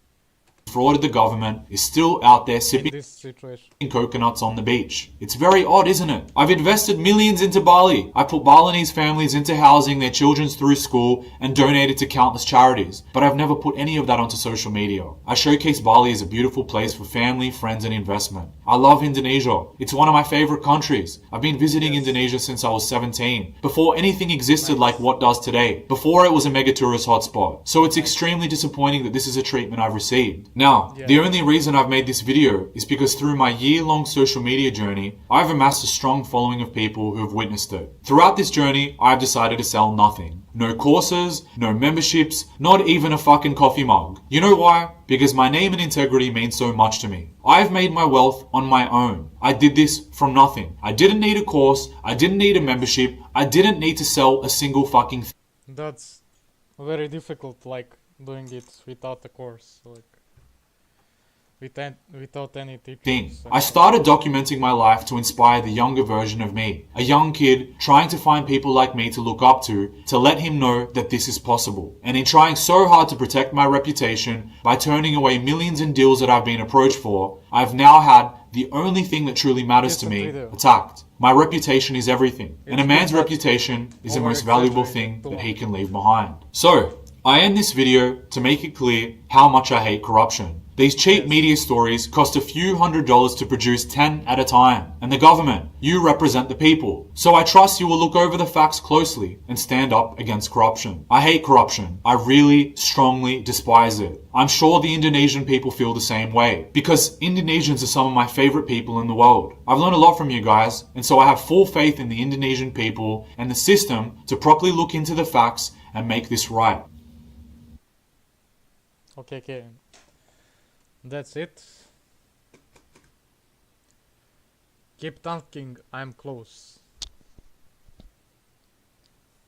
Okay. I don't know what did he mean by that. He looks like, or she, like Ed Sheeran. Let's see. Shandu. Okay.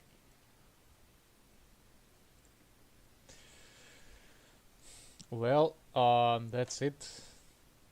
My subscribers are now 111. They're all just ones. That's cool. Well, thank you for watching. I don't have anything to say. I'm looking forward to playing the guitar. I can't wait to do fitness videos. It's 4:40. Okay, bye. I must go immediately. See you next time. All the best to do fitness every day. It saves lives. At least walk 30 minutes a day. See you. With this Miku figure, it will get fixed. Just go. Isn't it?